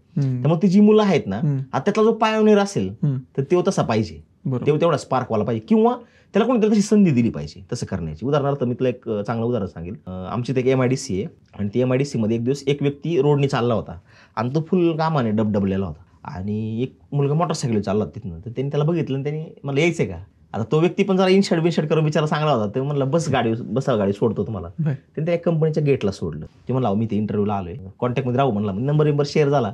त्या पोराच्या बी डोक्यात काय नव्हतं. तो पण एकदम नॉर्मलच होता. म्हणजे सहज रोडने भेटले म्हणून सोडलं त्यांनी त्याला. जाताना बोलता 1-2 किलोमीटर अंतरावर दोघांची चर्चा चालली होती काय त्यांनी त्याला सोडल्यानंतर तो तिथे सिलेक्ट झाल्यानंतर तो तिथे आला मॅनेजरच्या पोझिशनसाठी. ॲक्च्युली पण तो यंग होता म्हणजे मोठा मॅनेजर नाही पण त्याच्या खालचं सब मॅनेजर किंवा डेप्युटी मॅनेजर असं. तर त्यांनी ते हे झालं वगैरे. मग त्यांनी एक दिवस त्याला फोन केला 5-6 महिन्यांनी. अरे मला फॅमिली घेऊन शिफ्ट करायचा विचार करतो, एखादा रूम वगैरे चांगला बघून देशील? चालते मला देतो. बघा इथं आज निस्वार्थ चाललंय सगळं त्यांनी रूम पण बघून दिला चांगला, ते सगळं सेटल झालं. एक दिवस त्याचा अचानक त्याला फोन आला, मला एक जरा इकडे ये, थोडं एक काम येतं सांगतो. आणि हा पण ग्रॅज्युएशनच्या लास्ट इयरमध्ये वगैरे होता. त्यांनी त्याला आले सांगितलं, म्हणला तू एक काम करशील का, इथे एक कॅन्टीन आहे आमची, त्याला किराणा सप्लायला एक वेंडर पाहिजे, बरोबर, तर तू वेंडर होशील का? महिन्यात एक दिवस जायचं, फक्त सामान भरायचं आणि आणून द्यायचं, तुला काय त्यात 2-5 रुपये कमिशन मिळेल. चालते मला, मग असंच करायचं तर मी आणून देईल ना. त्याने पहिले त्याला कॅन्टीनचं ते किराणा सप्लायचं काम दिलं, त्याने ते व्यवस्थित केलं. त्या मॅनेजर त्याला काहीच माहितलं नाही, का त्याला तर आठवत होतं की त्याला इंटरव्ह्यू लेट होता त्या काळात, आणि त्यांनी इंटरव्ह्यू त्याला लवकर पोहोचवलं होतं टाईममध्ये. सो त्यांनी तेवढी गोष्ट लक्षात ठेवली. त्यांनी त्याला ते दिलं, काम दिलं, त्यात त्याला महिन्याला 10-12 हजार रुपये मिळायला लागले. मग तो म्हणला, अरे काय झाले, कॅन्टीन कुणीतरी चालवायला गेला पाहिजे, तू करू शकतो. मग त्याने गावातल्या 4-5-10 महिला घेतल्या, ते चपातीचं आणि भाजी बनवायचं काम त्यांनी घेतलं. त्यातनं परत त्याला अजून पैसे मिळत गेले. नंतर असं कळतं ते मॅनेजरचं अजून कंपनीत, बाकीच्या कंपनीत मॅनेजर होते सगळे मित्र ओळखीचे. मग त्याला असं काम देत गेलं, तो केटरिंगचे कॉन्ट्रॅक्ट देत. आता तो चांगला मोठा कॉन्ट्रॅक्टर आहे केटरिंगमध्ये. सो एक गाडी बसवण्या माणूस आणि त्याच्यावर केलेली चर्चा, एक शेअर केलेला नंबर, ह्यातनं त्याला एवढा मोठा चान्स भेटला. सो गावातल्या पोरांना हे सांगेल मी की तुम्ही अशी लोक शोधा जे तुम्हाला संधी देऊ शकतात. आज तू बघ, बजाज किंवा टाटा इंडस्ट्री पुण्यामध्ये उभी आहे, ही वेंडरवर उभी आहे. म्हणजे त्यांचे छोटे छोटे वेंडर असतात, ते आधी कंपनीत काम करतात टाटामध्ये, त्यांनीच बाहेर जाऊन नटबोल्टची कंपनी टाकली आहे, एखादं प्लास्टिक सप्लाय करायची कंपनी टाकली आहे, त्यांनीच एखादी हाऊसकीपिंगची कंपनी टाकली. असेच लोक वेंडरशिपवर ग्रो होतात. सो गावात जी पोरं राहतात ना, त्यांनी तिथलं पोटेन्शियल ओळखलं पाहिजे, तिथल्या त्या लोकांबरोबर चर्चेत राहिले पाहिजे. आणि बऱ्याचदा पायोनियर पण असतात काही लोक. मग समजा उदाहरणार्थ पोल्ट्री इंडस्ट्री कळवणला चालते, तर मग विट्यात एखादा जाऊन ती इंडस्ट्री सुरू करू शकतो. पण प्रत्येक झालं की त्याने अनुभव घेतलाय का? त्यामुळे कोणत्याही व्यक्तीने ब्लँक धंदा सुरू करायचा नाही. त्याने तुला प्रश्न विचारला, मी काय सुरू करू, ते म्हणजे तू पहिला स्वतःला ओळख, अनुभव घे, आणि मग तू विचार कर. आणि परिस्थिती सांगते माणसाला. ते मोटरसायकलला वाटलं होतं का की कधी तो हे करेल? मी स्वतःला तरी मला वाटलं होतं कधी मी कधी स्टार्टअप करेल, किंवा तुला वाटलं होतं इन्फ्लुएन्सर होशील? असं नाही. तुमची परिस्थिती, तुम्हाला भेटलेली लोक आणि तुमच्यातले पोटेन्शियल हे तुम्हाला धंदा करायला शिकवतात. नाहीतर की तुम्हाला कोणतं सजेशन. हां, अजून एक गोष्ट ह्याच्यामध्ये असते बघ, गॉडफादर असेल धंदा होतो. म्हणजे गॉडफादर म्हणजे कसं, माझ्या पप्पांचे मामांचं वर्कशॉप होतं, त्यांनी माझ्या पप्पाला शिकवलं आणि माझ्या पप्पांनी धंदा सुरू केला, धंदा सक्सेस झाला. पण माझ्या पप्पांचं ऐकलं नसतं, मामांचं ऐकलं नसतं, धंदा ऐकलं नंतर त्यांनी गॅरेज सुरू करूनच शिकले, किंवा त्यांचा धंदा ग्रो नसता झाला. हा, पण त्यांनी इथिक्स अजून धंद्यात वाढवले, क्वालिटी कामात, आणि अनुभव येत गेला की माणूस बदल करत जातो. सो गावाकडल्या पोरांना मी हे सांगेल, अनुभव घ्या, अनुभवाचं रूपांतर धंद्यात करा, तत्व आयुष्यात तुमची तयार करा, आणि तत्वांमधनं तुम्ही धंदा उभा करा. आणि थोडा बिझनेस चालू करायला लागला की कुठं नशापत्ती सर्कल बिघडते, त्यातले खराब होतं मी बघितले. नाही, बघा तुम्हाला सांगतो, एक तर मुळात बिझनेसच्या त्याला एक फ्लो असतो असा, जेव्हा तू पिकला जाता ना, त्याला सगळ्या टाईपचे लोक भेटतात. म्हणजे एक मराठीत म्हणे, असतील शीत तर नसतील भूत. तुमच्याकडे खायला काय असेल तर भूत बी देतात. जिथं भंडारा चालू असतो तर सांगायला लागतं लोकांना जेवण फुकाटे म्हणून, लोक ओळखतात. पण तिथे बोर्ड लावला असेल तर सॉर्टेड लोक येतात. त्यामुळे तुमच्या आयुष्यात तुमचा बाहेर बोर्ड काय हे ठरला पाहिजे. आणि येणार बघा, मी तुम्हाला सांगतो, संधी येणार डिस्ट्रॅक्ट होण्याची, त्यात बी लोक स्टेबल राहतात. अडचण येणार, धंदा डाऊनफॉलला जाणार, पेशन्स बघणार, लोक फसवणार, पैसे बुडवणार, लोक तुम्हाला सांगणार की हे होऊ शकत नाही. अशा गोष्टी झाल्या तर तुम्ही राईट पाथवर आहे. पण तुम्ही डिस्ट्रॅक्शनला काय लागतं, म्हणजे उदाहरणार्थ तुम्ही एक दिवस तुमचा जो मॅनेजर आहे त्याच्याबरोबर तुम्ही मिसबिहेव केलं, दुसऱ्या दिवशी सोडून गेला, आणि तुम्ही त्याच्यावर डिपेंड असाल, तुमचा धंदा चौपट होऊ शकतो. असे किती लोकांना आहेत. मोठे मोठे डेअरी बिझनेसवाले आहेत, मॅनेजर सोडून गेल्यानंतर दुसऱ्या डेअरीत गेला, पुढच्या वर्षी त्याची डेअरी फॉर्मला येते, ह्याचं डाऊनफॉलला जाते. पण तसं नाही, मालकाने सजग राहिलं पाहिजे. असं तुम्ही बघा, किती मोठा बिझनेसमॅन असू द्या, त्याला शेवटच्या टप्प्यापर्यंत माहीत असतं मग धंद्यात काय चालतं. ती लोक फेल होत नाही. तुम्ही डिपेंडंट झाला की तुमचा विषय संपला. डिपेंडंट नाही झालं पाहिजे, तुमचं व्हॅरी झालं पाहिजे प्रत्येक टप्प्यावर. चेक फॅक्टचे एक नर्सरीमध्ये एक मोठे बिझनेसमॅन आहेत, त्यांना म्हणलं, एवढी तुमची मोठी नर्सरी 20-25 एकरामध्ये, तुम्ही कसं दिवसभर मॅनेज करता?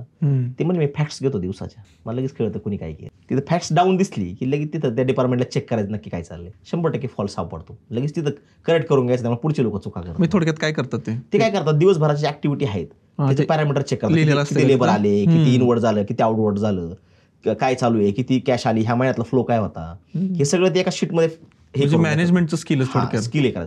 धंदा मॅनेजमेंटवर चालतो, लक्षात घ्या. मार्केटिंग आणि मॅनेजमेंट ह्या दोन गोष्टी खूप इम्पॉर्टंट आहेत. तुम्ही जगातलं सगळ्यात भारी, समजा तू एखादं असं औषध बनवले की जे जगातलं सगळ्यात भारी औषध आहे, आणि तुला ते मार्केटच नाही करता आलं, बरोबर, काय त्या औषधाला चाटायचं असं म्हणतात.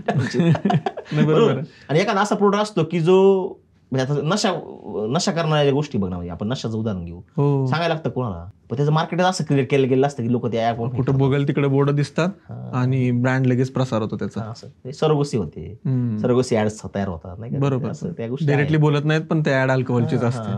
सो आहे, डिस्ट्रॅक्शन पण आहे, अट्रॅक्शन पण आहे.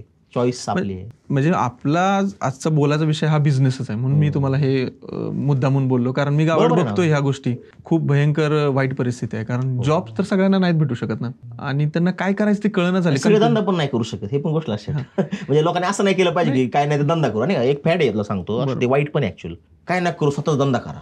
मला एक कार्यकर्ता मागे आला, कॉन्फिडन्स एकदम हाय लेवलला, काय आणि रिसोर्सेस शून्य, स्वप्न 1 कोटीचं, पण 1,000 रुपये कमवायची पण पात्रता नाही. असं नाही चालत ना. प्रॅक्टिकल पाहिजे, प्रॅक्टिकल पाहिजे. हा, म्हणजे प्रॅक्टिकल पाहिजे किंवा स्वतःला ओळखलं पाहिजे व्यवस्थित. प्रॅक्टिकल आणि दुसरी गोष्ट वास्तववादी विचार केला पाहिजे, नाहीतर की इमॅजिनरी विचार. प्रेडिक्शन्स करणं चुकीचं नाही, लक्षात राहू द्या. प्रेडिक्शन करावं, पण रिसोर्सेस आधारित, पोटेन्शियलवर आधारित, सिच्युएशन बघून करावं. बरोबर आहे. म्हणजे एवढे बिझनेस आहेत, जरी सगळे बिझनेस सोडले तरी शेती एक असा बिझनेस आहे की सगळ्यांच्याकडे 2 एकर का होईना जमीन, 1 एकर का जमीन तर आहेच, आणि जमीन जरी नसली तर तो लीजवर घेऊ शकतो, आणि त्यातनं पण तो शेती एक बिझनेस निवडून शेतीचा बिझनेस करू शकतो. तरी पण एवढे प्रश्न मला येतात की काय करू. कमेंट्समध्ये पण येतात की हां ठीक आहे, तुमचा पोल्ट्रीचा व्हिडिओ लय भारी आहे, पण मी कसं सुरू करू. आता व्हिडिओत सांगितले ना सगळं, तुम्ही जावा भेटा, तरी पण खाली एक तुला सांगतो, एक मी शाळेत असताना एक आमच्या शेजारच्या शाळेमध्ये एक म्हण होती, क्रियेविना वाचाळता व्यर्थ. म्हणजे तुम्ही जर एखाद्या गोष्टीत काहीच करत नसाल आणि तुम्ही बोलत असाल तर काहीच होऊ शकत. म्हणजे तुम्ही अनुभव घेतला पाहिजे, मग बोललं पाहिजे. असं ऍक्शन, इम्प्लिमेंटेबल ऍक्शन, वास्तववादी ऍक्शन. असं द फार्म काय करतं नेमकं मला सांगा ना. द फार्मची तुला थोडी जर्नी सांगतो, मग द फार्म सांगा ना. सांग. बेसिकली द फार्म ही एक 5-7 मित्रांनी मिळून सुरू केलेली कंपनी होती. परिस्थितीच्या ओघात किंवा म्हणजे आमच्या सगळ्या मित्रमंडळींच्या त्याच्या सिच्युएशननुसार काही लोक थांबत गेले, आणि आता मी आणि सर्वेश आम्ही दोघं को फाउंडर. आमच्या बेसिकली 2 कंपनी आहेत. म्हणजे आज आम्ही जे काही ते आमच्या मित्रांमुळे, म्हणजे आमचे जे 5-7 मित्र होते, म्हणजे आमची कंपनी तर ते सोडून गेले, कारण कुणाची परिस्थिती, कुणाच्या घरची अडचण, कुणाचं लवकर लग्न करायचे, कुणाकडे थोडी पेशन्सची कमी होती, किंवा आई आर्थिक अडचणी पण धंद्यामध्ये आल्या, आणि त्यात सगळी मंडळी सोडून गेली, पण त्यांचा पाठिंबा कायम राहिला आम्हाला.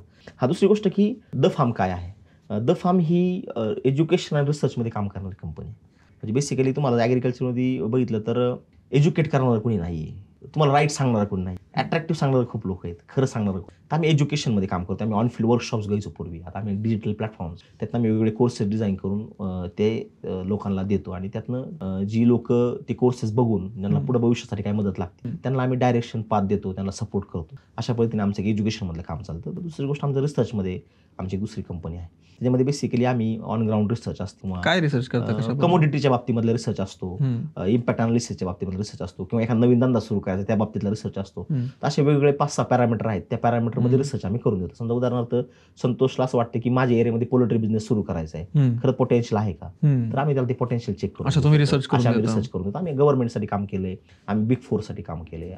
हा स्टार्टअप तुमचे थोडंसं एक्सप्लेन करा ना, कसं स्टार्ट झाला, त्याला तुम्ही पैसे पण लागतात ना. हो, पैसे कसे आणले तुम्ही, कारण लोकांना ते कळू द्या की कारण एक स्टार्टअप स्टार्ट करणारा माणूस. पहिली गोष्ट फॅक्ट सांगितलं पाहिजे की आम्ही कुणी काही गरीब घरातले किंवा असं काही नाही आहे. आम्ही सगळे चांगल्या घरातले होतो, मिडल अप्पर क्लास फॅमिलीतले आम्ही मुलं आहेत, ज्यांच्या घरी बाबा आई वडील सेटल आहेत, घरदार बांधलेलं आहे, असे सगळे आम्ही घरातली मुलं होतो. तर सुरुवातीला आम्ही काय झालं, आमचं एक क्लब होता आमच्या, आम्ही वर्षातून एक टूर काढायचो इयरची आमची, आणि ती आमची टूर त्या वर्षी कोकणामध्ये होती 2019. आणि त्या टूरमध्ये आमचं संध्याकाळी आम्ही सगळे गप्पा मारायला बसलो. आम्ही 2-3 दिवस जायचो ना, गप्पा मारायला बसलो तर आमची चर्चा झाली कोण काय करते आणि कोणाचं काय चाललंय. तर मग मी सगळ्यांना म्हणलं की मी तेव्हा स्पर्धा परीक्षा करत होतो. तर मग बरेच जण म्हणले की अरे आपण एखादी NGO चालू केली पाहिजे, ते नाही का सगळ्या लोकांना वाटतं. आमचे सगळेजण जॉब करत होते ना, तर मग म्हटलं ठीक आहे, कोणी स्पर्धा परीक्षा करत होतं तर मग करायला पाहिजे. मग आयडिया अशी सुरुवातीला की एक आपण कृषी सेवा केंद्र करायचं, मॉल टाईप थोडंसं, आणि तिथनं लोकांना गाईड करायचं. आणि दुसरी आयडिया होती की शाळेतल्या मुलांना एज्युकेट करायचं ॲग्रिकल्चर विषय. असं ते 2 एक कमर्शियल ॲक्टिव्हिटी, एक सोशल ॲक्टिव्हिटी. पण ती फक्त आयडिया होती. नंतर मग आम्ही काय केलं, 2020 कोविड आला सुरुवातीला, आणि आल्यानंतर आम्ही एक सर्वे केला की खरंच प्रॉब्लेम काय. त्यावेळेस आमच्या लक्षात आलं की अरे नॉलेज गॅप हा प्रॉब्लेम आहे. ऑथेंटिक नॉलेज, राईट नॉलेज देणारा पर्सन, ती गोष्ट ज्याला घ्यायचं आहे त्याला माहीत नाही कोणता प्लॅटफॉर्म आहे का नाही, असे ते कन्फ्युजन होतं. 2000 लोकांचा सर्वे होता.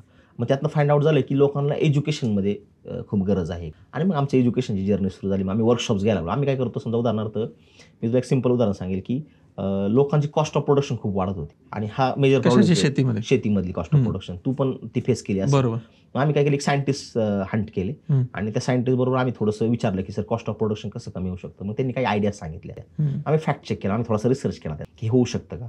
मग एक रिसर्च केल्यानंतर आमच्या फाइंडिंग लक्षात आलं की लोकांची कॉस्ट ऑफ प्रोडक्शन पुढे वाढते हे सांगणार कोणीच नाही त्यांना. ओके. मग आम्ही एक प्रोग्राम डिझाईन केला मग वन डे कोर्स डिझाईन केला. मग त्यात लोक कुठे कॉस्ट ऑफ प्रोडक्शन वाढते, मग तू पण ते ट्रेनिंग केले, कॉस्ट ऑफ प्रोडक्शन कुठे वाढते, काय काय ग्लिचेस येतात आणि बदल कसा केला पाहिजे हे वन डे सांगितलं. मग अनेक लोकांची कॉस्ट ऑफ प्रोडक्शन हळूहळू कमी व्हायला. असे आम्ही ट्रेनिंग डिझाईन करतो. आम्ही मधुमक्षीमध्ये ट्रेनिंग केलं, आम्ही स्टार्टअपमध्ये ट्रेनिंग केलं, ॲग्री बिझनेसमध्ये ट्रेनिंग केलं, आम्ही EDP डिझाईन केला, EDP म्हणजे एंटरप्रेन्योरशिप डेव्हलपमेंट प्रोग्राम केला, आम्ही शुगर केनमध्ये ट्रेनिंग घेतले. आणि आम्ही काय करायचो की जो एक्सपर्ट आहे त्या विषयातला त्याला आम्ही रिफाईन करून त्या आमच्या प्रोग्राममध्ये सेट करायचं. म्हणजे समजा तुझ्याकडे जर द्राक्षाचं नॉलेज आहे, तो आमच्या प्रोग्राममध्ये सेट व्हायचं आणि मग तू नॉलेज द्यायचं. म्हणजे हे फाईन रिफाईन नॉलेज आम्ही लोकांपर्यंत द्यायला लागलो. मग आम्ही असे वर्कशॉप्स घेत गेलो.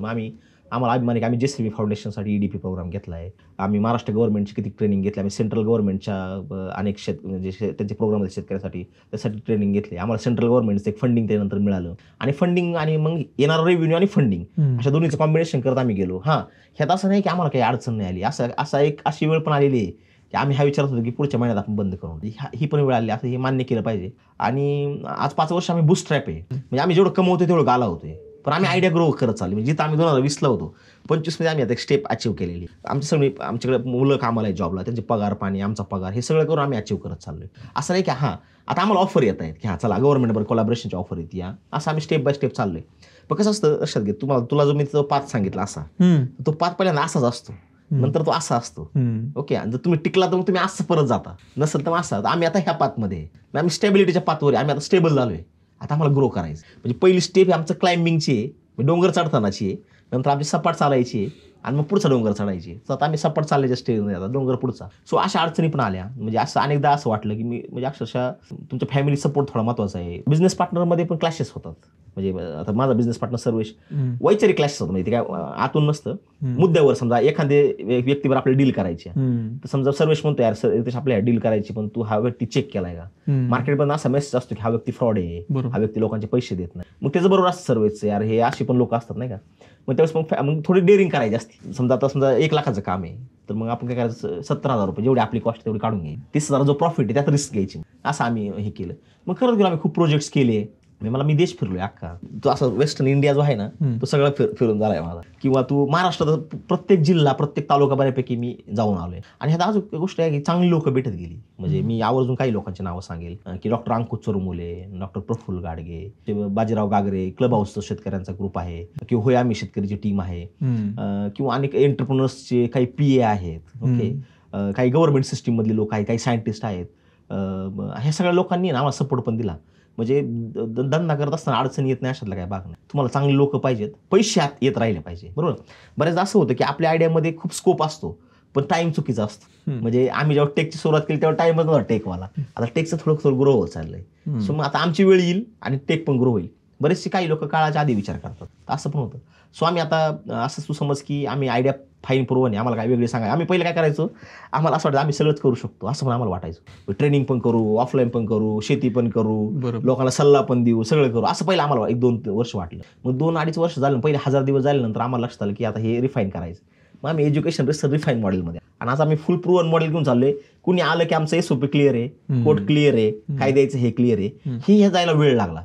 हेच आम्ही 2020 मध्ये करायचं ठरवलं असतं तर कदाचित ते झालं नसतं. म्हणजे आम्ही तो असं समज की आम्ही टाकून सुलाखून निघालेलो, लोअर आणि ठोकून कसा एखादा अवजार बनवलं असतं तसा आम्ही अवजार झाले. त्यामुळे आणि कसं असतं, धंद्यात पूर्वी कसं होतं 1000 दिवस लागायचे, आता 2000 दिवस लागतात. कारण कॉम्पिटिशन. 2000 दिवस जर तुम्हाला मिळाले तर तुम्ही मरत नाही कधीच, तुम्ही आयुष्यभर सस्टेन राहू शकता. आणि एक टाइम येतो डायरेक्ट ग्रो होऊ शकता. मित्रांनो, ही गोष्ट खूप महत्त्वाची आहे, नोट करून घ्या. कारण की प्रत्येक बिझनेस करताना आपण विचार करतो की काय निगेटिव्ह पॉईंट येऊ शकतात, काय पॉझिटिव्ह पॉईंट येऊ शकतात. तर यांच्याकडून आपल्याला निगेटिव्ह पण आणि पॉझिटिव्ह पॉईंट दोन्ही भेटलेले आहेत तिथं. ॲग्री बिझनेसमध्ये आपण म्हणतो की पोल्ट्री, डेअरी, फिश, पण ह्याच्या व्यतिरिक्त अजून काय होऊ शकतं आणि ते बूम होऊ शकतं, त्यामध्ये पैसे भेटू शकतात आणि चांगलं काहीतरी तयार होऊ शकतं. काय असू शकतं असं वाटतं संकल्पना? तुम्ही एवढा देश फिरताय. ट्रेडिंग सगळ्यात मोठा बिझनेस आहे. म्हणजे उदाहरणार्थ आता कांद्यामधले उदाहरण देतो तुम्हाला. आमची ते काही पिकअप गाडी असते ना, गाडी, ते काय करतात, कांदा शेतकऱ्यांना गोळा करतात दिवसभर, त्याचे 10 पोत आणि त्या आणून पुण्यात विकतात, व्हॅल्यू ॲड करतात. दुसरं ट्रेडिंगचं उदाहरण, मक्काचं उदाहरण देतो. असं पकडून चालू की मक्काची फायनल प्राईस म्हणजे कारखान्याच्या गेटची जी प्राईस समजा 23 रुपये किंवा 25, आणि फार्मर मका मिळतो 16-17 रुपये ऑन फार्म. एक उद्योजकच उदाहरण घेतलं मी, संभाजीनगरमधले एक उद्योजक आहेत. ते काय करतात माहिती का, त्यांच्याकडे लेबर आहेत 30-40 लेबर. ते काय करतात, तोडीला घेऊन जातात, शेतकऱ्यांनी जागेवर मका द्यायचा, जागेवर हाय ते शेतात ते नेतात, त्यांचा लेबर तोडतो, सोलतो, दाणे वेगळे करतो. ही तर एक प्रॅक्टिस केली की 2 रुपये वाढतात. समजा 19 रुपये 2-3 रुपये वाढले, त्यांनी तो मका भरला, वाळवायचा असतो मका. त्यांचं काय एक यार्ड आहे त्यांचं, म्हणजे जागा आहे. तिथे काय करतात, तळवट टाकतात, तिथं दिवसभर मका पलटी करून वाळवत 2 दिवस मका वाळवला की तो मका भरायचा, सॉर्टिंग ग्रेडिंग करून भरायचा आणि तो कारखान्याला नेऊन विकायचा. 2 स्टेप केले. हार्वेस्टिंगची एक स्टेप, समजा नुसतं हार्वेस्टची एक स्टेप झाली, थ्रेशिंगची एक स्टेप झाली, ती भरायची स्टेप झाली, आणला वाळवायला स्टेप झाली, सॉर्टिंग ग्रेडिंग स्टेप झाली आणि 6 पोत्यात भरून कंपनी पुढे.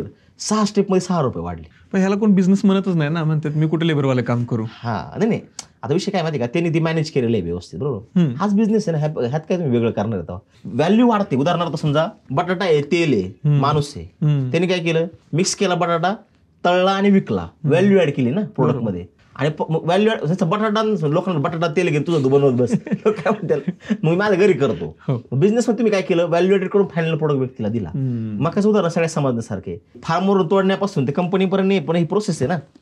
तर ट्रेडिंग हा एक बिझनेस झाला. मेकॅनायझेशन, ट्रॅक्टर चालवणे किंवा थ्रेशिंगचे मशीन असतात, गहू काढणे, नांगरणे, किंवा तुम्ही एखादा समजा तुम्हाला काय पीठ बनवायचे, तेल काढायचे आफ्टर पोस्ट हार्वेस्ट, हाही त्यात काही बिझनेस असतो, बरोबर. तिसरी गोष्ट प्रक्रिया, म्हणजे उदाहरणार्थ शुगर फॅक्टरी मोठं उदाहरण झालं, पण गुळवाले किंवा टोमॅटोची प्युरी बनवणारे, ऑइल सीडपासून तेल काढणारे, हे प्रक्रिया उद्योग झाले. असे पण काही बिझनेस असतात. म्हणजे तुम्ही प्रत्येक टप्प्यावर बिझनेस असतो, तुम्ही व्यवस्थित जर हे केलं, बरोबर. नंतर ते झालं की समजा तुम्ही मार्केटिंग करणे. काही लोक समजा तेल घेतात, समजा लाकडे घालून तेल उचलायचं, मार्केट करायचं, ते झालं वेगळा बिझनेस, बरोबर. दुसरी गोष्ट काही मसाल्याचे प्रक्रियामधले उद्योग आहेत. लॉजिस्टिकचा बिझनेस आहे. उदाहरण जो पिकअप चालवतो, गावाकडून पुण्यामध्ये आणणं, पुण्यातून मुंबईला नेलं, लॉजिस्टिक एक वेगळा बिझनेस आहे. समजा उदाहरणार्थ तुम्ही पॅकिंग करण्यासाठी मटेरियल प्रोव्हाइड करणं, तो वेगळा बिझनेस आहे, बरोबर. शेतीमध्ये इनपुट लागतं, ते इनपुट विकणारा एक वेगळा बिझनेस आहे, बरोबर. हार्डवेअर विकणारा वेगळा बिझनेस आहे. म्हणजे तुम्ही शेतीच्या प्रोसेस जेवढ्या आहेत, त्या प्रोसेसच्या प्रत्येक टप्प्यात धंदा असतो, तर तुम्हाला फाइंड आउट करता आला पाहिजे. तर तसा तो म्हणजे तिथं गरज बघायला पाहिजे. नाही तुम्ही लक्षात घ्या, तुम्ही इमेजनरी वस्तू नाही विकल्या पाहिजे. समजा उदाहरणार्थ तुम्ही आता IoT सेन्सरचा जमाना आहे, बरोबर. IoT सेन्सरचा 2020 मध्ये माझ्या मित्रांनी बसवला होता, तेव्हा ते ऍप्लिकेबल नव्हता का, त्याचे मॉड्युलेशन परफेक्ट नव्हते, अंदाज चुकायचे. 2025 मध्ये मॉड्युलेशन थोडेसे इम्प्रूव्ह झाले, डेटा आलाय, तर ते ऍप्लिकेबल झालं. असा तो फरक आहे त्याच्यात. तो बिझनेस पण झाला आणि स्केल पण झाला. स्टार्टअप त्यात भरपूर आता आले जे काम करतात. तर मित्रांनो, हे खूप महत्वाची गोष्ट आहे की खूप मनामध्ये येतं की काय बिझनेस करू, कशा पद्धतीने पुढे जाऊ. तर एक प्रत्येक ॲग्रिकल्चरमध्ये प्रत्येक स्टेपला एक बिझनेस आहे, तो तुम्हाला फाइंड आउट करायचा आहे आणि तिथं तुम्हाला कन्सिस्टन्सी ठेवून काम करायचं आहे. असं नाही करायचं की एंट्री केले ना अर्धवट सोडले. बरेच वेळा असं होतं ना की कोणतरी काहीतरी एक आयडिया घेऊन येतं ॲग्री बिझनेस म्हणून, काहीतरी स्कीम असते आणि वर्षभरात असं कळतं की ती सगळं बंद झालं, 50 करोड 200 करोड घेऊन गोल झाले. 2 गोष्टी आहेत ॲग्रिकल्चरमध्ये फेल होण्याचा सगळ्या अट्रॅक्शन पॉईंट, स्कीम आणि स्कॅम, हे तुम्हाला कळालं पाहिजे. उदाहरणार्थ आपण जिरेनियमचं घेऊ बघ, म्हणजे जिरेनियमचं फॅडवर आणलं, जिरेनियमचं ऑइल 12,000 रुपये लिटर जातं, बरोबर, 20,000 रुपये लिटर. मग लोकांनी काय केलं, नर्सरी टाकल्या, नर्सरीवाले फुल पैशावाले झाले. म्हणजे ज्या रोपाची लायकी 50 पैसे पण नव्हती, ते रोप 7 रुपयाला 5 रुपयाला असे विकले गेले. लोकांनी लावलं. सुरुवातीच्या टप्प्यामध्ये काय झालं, पैसे मिळाले कारण त्याचा व्हॉल्यूम तेवढा नव्हता. मी सुद्धा व्हिडिओ केला होता आणि व्हिडिओ केल्यानंतर ते शेतकरी मला म्हटले की यातनं तेल एवढं निघतंय, पण जेव्हा मी बघितलं की खूप कमी निघतंय तेल, तेव्हा मी म्हणलं हे कामच नाही, मी व्हिडिओ सुद्धा डिलीट करून टाकला. प्रश्न काय होता, धंदा कसा असला पाहिजे, डिमांड सप्लायचा असतो. म्हणजे उदाहरणार्थ जर लोकांना 100 लोकांना बटाटा खायचा आहे, बरोबर, किंवा एखाद्या हॉटेलमध्ये रोजची कॅपॅसिटी 20 लोकांची, तर तेवढंच आणणार ना त्या हॉटेलमध्ये विकायला, बरोबर का नाही. किंवा उदाहरणार्थ की तेल लोक रोज खातात, तर त्याला तेलामध्ये स्कोप आहे. रोज लोक मसाला खातात, तर मसाल्यात स्कोप आहे. पण लोक मनुके कधीतरीच खातात, तर मनुक्याला रोज स्कोप आहे का? नाही. समजा शिऱ्याचा बिझनेस एखाद्याचा आहे, रोज शिरा विकायचा, तर रोज त्यांनी मनुका घेतला तर काय अडचण नाही. पण सगळे लोक रोज मनुका खातात का? उदाहरणार्थ समजा तू रोज तेल खातोय, तेलाला स्कोपच आहे ना, बरोबर. तू रोज बटाटा खातोय नेहमी, तर त्याला स्कोप आहे. तू मसाला खातोय, त्याला स्कोप आहे. तू वर्षातून 2दाच कपडे घेतोय, तेवढा स्कोप तेवढाच त्याचा लिमिटेड आहे. डिमांड सप्लायवर मार्केट ग्रो होतं. बरोबर. पोल्ट्रीची डिमांड आहे, चिकनची डिमांड आहे, म्हणून पोल्ट्री इंडस्ट्री ग्रो झाली. लक्षात घेतो, चिकनची डिमांड असेल तर आपलं समजा स्टेटस व्हेजिटेरियन असतं, की ते पोल्ट्रीचा बिझनेस करून चालेल का? त्यामुळे कधी पण काय गोष्ट व्हायची की अजून एक गोष्ट, डिमांड कधी येते त्या धंद्याला, तिथं तसा एरिया, तशी डिमांड येते. म्हणजे उदाहरणार्थ समजा पुण्यामध्ये जर हॅबिट लोकांचं हे खायचं आहे, समजा चिकन खायचं आहे, तर चिकन ही इंडस्ट्री ग्रो झाली. समजा तिथं एखादं व्हेजिटेरियन स्टेट आहे, तिथं तुम्ही नॉर्थमध्ये गेला तर जिथं राजस्थान किंवा गुजरातमध्ये तुला खूप कमी नॉनव्हेजची हॉटेल दिसतील. तर ते केस टू केस ते व्हॅरी होतं, असं आहे. बरोबर. त्यामुळे तुम्ही तुमच्यातलं पोटेन्शियल, तिथली डिमांड सप्लाय अशा घरून बिझनेस केला. एखादा तरुण मुलगा असेल त्याला असं काहीतरी लॉलीपॉप म्हणजे दाखवलं जातं की कर तू हे बिझनेस आणि पैसे लय कमवून तो 10 लाख 15 लाख रुपये टाकतो, तर त्यानं कसं वाचावं त्यातनं? पहिली गोष्ट तुम्हाला कोणी म्हणत असतं ना एवढ्या धंद्यात एवढे पैसे मिळतात त्याचं ऐकायचंच नाही. म्हणजे समजा तुम्हाला कोणी म्हणला असं कर आणि 15 लाख रुपये मिळतील, तर ते खरंच नाही असं समजायचं. डायरेक्ट जी लोक ट्रेनिंग विकतात ना ती लोक खरं बोलत नाही. पहिलं तर आमचं म्हणजे आमच्या बिझनेसचा पहिला तोच हीच आहे की किंवा होण्यासारखं असेल तरच विकायचं. बरोबर. त्याला काय अर्थच नाही बाकी. म्हणजे एंडला त्या गोष्टीच काहीतरी व्हायला पाहिजे. बरोबर. दुसरी गोष्ट व्हॉट्सअपला एक मेसेज येतो बघा की 1 सेकंदाचं मत ऑलिम्पिकच्या प्लेअरला विचारा आणि रोडला लिहिलेलं असतं अति घाई संकटात जाईल. तुम्हाला कळलं पाहिजे कुठं फास्ट पळायचं कुठं स्लो पळायचं. लक्षात आलं का? हे तुम्हाला कळलं तर तुम्ही राईट डायरेक्शन आहे. मुळात खरं सांग धंदा कोणी सांगत नाही. सांगतो कुणीच तुम्हाला धंदा सांगणार नाही. लोक डायरेक्शन सांगू शकतात. बरोबर. करायचं स्वतःला. स्वतः तुम्ही काय करायचे, ऐकावे जनाचे करावे मनाचे. तुम्ही सगळ्यांचं ऐकून घ्या, मग जे मग असे स्टेप सांगितले त्यात चेक करा आणि मग सुरू करा. गावाकडच्या पोरांनी हेच केलं पाहिजे. ऐकलं केलं असं नाही करायचं. ऐकावे जनाचे करावे मनाचे. तुम्ही ऐकलं पाहिजे, समजून घेतलं पाहिजे आणि धंद्याच्या प्रोसेसमध्ये गेलं पाहिजे. त्यामुळे मग मी काय म्हणलं जॉब करा किंवा त्या इंडस्ट्रीत अनुभव का घ्या माहिती का, त्यामुळेच घ्या की तुम्हाला त्याच्यात लूप हॉल्स समजले पाहिजे. लूप होल जवळ तुम्हाला समजत नाही तर तुम्ही चुकणार. एखादा अशा स्टार्टअपचं किंवा अशा ॲग्री बिझनेसचं एक्झाम्पल द्या ना की जे तुमच्या द फार्मच्या प्रोसेसमधून गेले, त्यांना तुम्ही फंडिंग करून दिले. एखादं एक्झाम्पल मला चांगलं सांगा ना, म्हणजे शेतकऱ्यांना पण कळेल की एक्झॅक्ट ॲग्री बिझनेस कसा उभा होतो स्क्रॅचपासून. एकदम तुम्हाला सगळ्यात चांगलं उदाहरण सांगतो की प्रतीक देशमुख नावाचा एक मुलगा आहे विदर्भातला.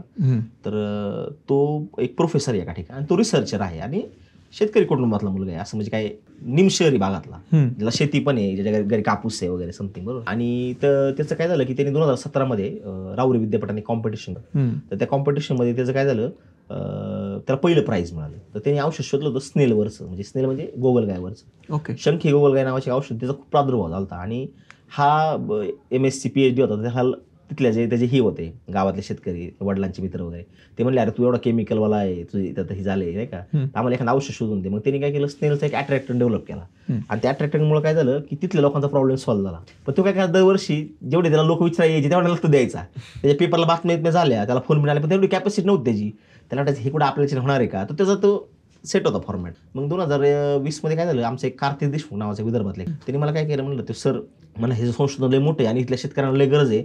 महाराष्ट्रात एवढा लास्ट इयरचा त्यांनी बातम्या पाठवल्या मला की एवढा एरियामध्ये एवढं नुकसान झाले नाही का. मग मी त्याला फोन केला म्हणलं आपण असं करू शकतो. त्याला असं आधी वाटलं की मी एखादी एजन्सी मार्केटिंग करा. ओके. तर ते मला काही इंटरेस्ट नाही आहे. आपण त्यांनी माझा नंबर सेव्ह केला आणि 1 वर्ष तो माझे स्टेटस बघत गेला. मग ह्याला फंडिंग, व्हॉट्सअपला ह्याला हे आमकं तमकं ते होते. त्यांनी एक दिवस मला फोन केला, सर आपण करू शकतो. डेफिनेट तुझ्याकडे प्रोडक्ट आहे, मार्केटची डिमांड आहे, फक्त तुला स्केल करायचं आहे. बरोबर. मग तो आला, मग आम्ही काय केलं, ऍप्लिकेशन केलं. त्याचं ऍप्लिकेशन केल्यानंतर त्याला छोटंसं एक फंडिंग मिळालं.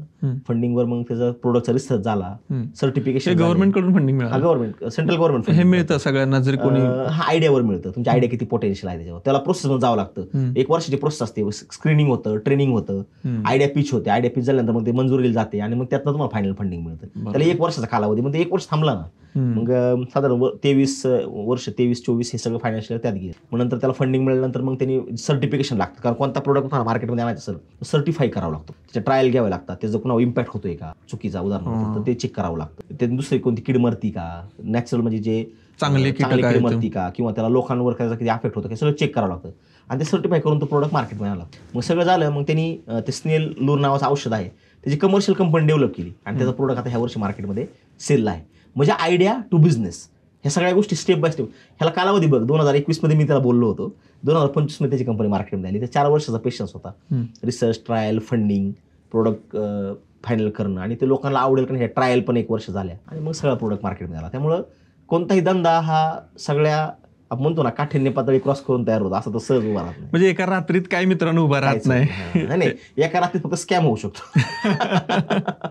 खूप सारा शेअर करा, खूप महत्वाची ही माहिती आहे. कारण खूप सारे शेतकरी असे असतात की त्यांचं आयुष्यभराचं कमवलेलं पैसे एखाद्या गोष्टीसाठी जोडून सांगतो. ह्याला स्कॅम नाही म्हणता येणार, पायादोंडा पाडून काय घेणं असतं. पुण्यातल्या एका प्रसिद्ध विद्यापीठातले एक प्रोफेसर, त्यांची स्वतःची एक 72 ते 75 लाख रुपये सेव्हिंग होती. मी प्रॉपर्टी करून गाडी, बंगला, पोरा अमेरिकेला असं सगळं सेटल होतं. त्यांना गावाला 10 एकर शेती होती. त्यांचा एक चुलत भाऊ होता. सेम चुलत भाऊ म्हणजे शेजारीच बांध असतो. तर एका वर्षी त्याला ह्याच्यामध्ये 64 लाख रुपये झाले डाळिंबामध्ये. ह्या प्रोफेसरला हा रिटायरमेंटला 3-4 वर्ष बाकी होते. मग ह्याचा जरा प्रेरणा जागी झाली. मग ह्या गेला पुढे एक मोठ्या ट्रेनरकडे डाळिंबाचं ट्रेनिंग घेतलं. त्या ट्रेनरने खऱ्या गोष्टी सांगितल्या असतील सगळ्या, बरोबर. त्या ट्रेनरकडून अनेक लोक ट्रेनिंग घेऊन गेले असतील, तर ह्या पण त्यात होता एक, बरोबर. पण पर्सन टू पर्सन व्हॅल्यू होतं, बरोबर. म्हणजे त्याचा भावाने ज्याच्याकडे ट्रेनिंग घेतलं त्याच्याकडे ट्रेनिंग घेतलं ह्याने, सगळं झालं. मग ह्याच्याकडे पैसे शिल्लक होते ना. मग हा गेला, हा प्रोफेसर असल्यामुळे ह्याने गावाकडे लक्ष दिलं, काटे बिटे उगवले होते, सगळं रानबीन सपाट केलं, कंपाऊंड बिंपाऊंड मारलं, एकदम मस्त लेवल बिवल करून घेतली. त्याला कुठे विहीर पाडली, ॲटोमायझेशन. त्याच्यानंतर डाळिंबाची सगळ्यात बेस्ट व्हरायटी आणली, ती लावली.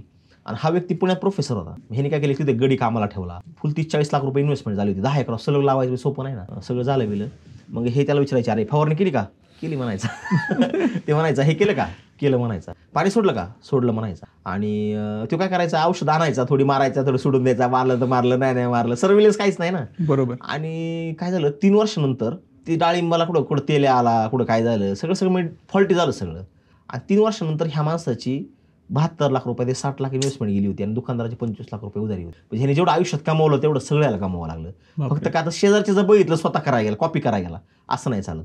शेजारचा माणूस 10 वर्ष डाळिंब करत होता, 10 वर्षात त्याने आयुष्यात खस्ता खाल्ल्या होत्या, त्याने सगळं म्हणजे त्याच्या आयुष्याचे एफर्ट लावले होते, तेव्हा त्याला 10व्या वर्षी 64 लाख रुपये झाले होते. त्याला काही एका रात्री 64 लाख रुपये झाले नाही. शेती ही पेशन्स बघते, शेती व्यवसाय हा पेशन्स, आणि त्यातनं जी प्रोसेसमध्ये तुम्ही गेला तर तुम्ही पास होऊ शकता. आणि त्याच्या मागं अभ्यास वृत्ती पाहिजे.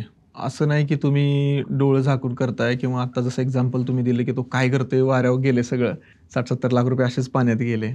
आणि अभ्यास पाहिजे कोणताही. अभ्यास. आणि दुसरी गोष्ट, तुमच्यात संशोधक वृत्ती पाहिजे ऍप्लिकेशन करण्याची. एखादी गोष्ट तुम्हाला समजली अप्लाय केलं पाहिजे, विश्वास ठेवून नाही केलं पाहिजे. उदाहरणार्थ समजा एखाद्या क्षेत्रात एखाद्याचा हा डोस चालतोय, तर ते तुमच्याकडे चालणं असं नाही ना. किंवा दुसरी गोष्ट, आपलं जसं मग अशी विषय झाला की स्कीम म्हणून लोक येतात. एखादी समजा एखादी योजनामुळे ती म्हणून बिझनेस करणारे लोक आहेत. महाराष्ट्रात फार्मर प्रोड्युसर कंपन्या तयार झाल्या, तर कोट्यवधीचं फंडिंग मिळते म्हणून लोकांनी तयार केल्या. पण धंदा कुठे आहे? बॉटम मोजण्यातलीच लोक आहेत की जे त्याच्या बायलॉजवर काम करतात ऍक्च्युअल. तसं अशी पण लोक आहेत. म्हणजे फंडिंग घेतलं, आता फंडिंग कुठं खर्च करायचं हे माहित नाही, असे काही उद्योग झालेत लोक. सो मला असं वाटतं की स्कीम मिळते किंवा स्कॅम होतोय अशा ठिकाणी नाही गेलं पाहिजे, तपासणी करूनच गेलं पाहिजे. म्हणजे असं नाही समजा भीती घालतोय लोकांना, तू लक्षात घ्या, आपण वास्तव सांगतोय. बरोबर. म्हणजे जसं आहे तसं. हा प्रश्न काय होत माहितीये का, की वास्तव जर तुम्ही सांगितलं नाही तर अनेक बर्बाद झालेत लोक, अनेक लोक बर्बाद झालेत. बरोबर. तुम्हाला इथं आणण्याचं कारणच ते आहे माझं. कारण खूप म्हणजे ॲग्रिकल्चर बिझनेसमध्ये जर बघितलं, म्हणजे ॲग्री बिझनेसमध्ये खास करून बघितलं, तर सक्सेसफुल माणसंच बघत नाही मी. उगाचच बिझनेस काहीतरी येतात, वाऱ्यावर जातात. फक्त जे चालू आहे ना, ते जे इनपुटवर प्रोडक्ट आहे ना, त्याच्यावर खूप मोठा बिझनेस चालू आहे. आमचा एक मित्र आहे ड्रॅगन फ्रूटमध्ये, त्यांना dragon fruit king of India म्हणतात. तर त्याचं समजा त्याच्या 40 एकरात 1.5 कोटी रुपये उत्पादन झालं. 40 एकरात 1.5 कोटी झाले हे कोण सांगत नाही. म्हणजे वेगवेगळे बिझनेस करून नाही का, आकडा फक्त 1.5 कोटी सांगितला जातो. अरे एका व्हिडिओमध्ये तो काय म्हणला माहिती का, त्याची आता माझा जो ही झाला डिझास्टर झाला, मध्येच पाऊस आला, अवकाळ्यामध्ये त्याची सगळ्या बागा पडल्या. बघितलं मी व्हिडिओ. तर तो काय म्हणला, मित्रांनो शेती ही अशी आहे. बरं 40 वर्षानंतर आमचा तो पॉईंट आला 1.5 कोटी रुपये कमवण्याचा. 40 वर्ष आमच्या घरच्यांनी अख्खं आयुष्य खस्ता खाल्ल्या, त्यांनी वाईट दिवस बघितल्यात, त्यांनी सगळ्या गोष्टी फेस करून आम्हाला शेवटच्या पॉईंटला मी चेहरा दिसतोय 40 कोटीचा, 1.5 कोटीचा, बरोबर. तर तुम्ही ते 1.5 कोटी बघा, 40 वर्षाचे एफर्ट बघा, तुम्ही डायरेक्ट 1.5 कोटी बघू नका. लोक 1.5 कोटी बघून 1 वर्षाचे त्याला वाटतं 1-2 वर्षात 4 वर्षात असं झालंय. असं होत नाही. इम्पेशन्स खूप आहेत माणसं, खूप जास्त.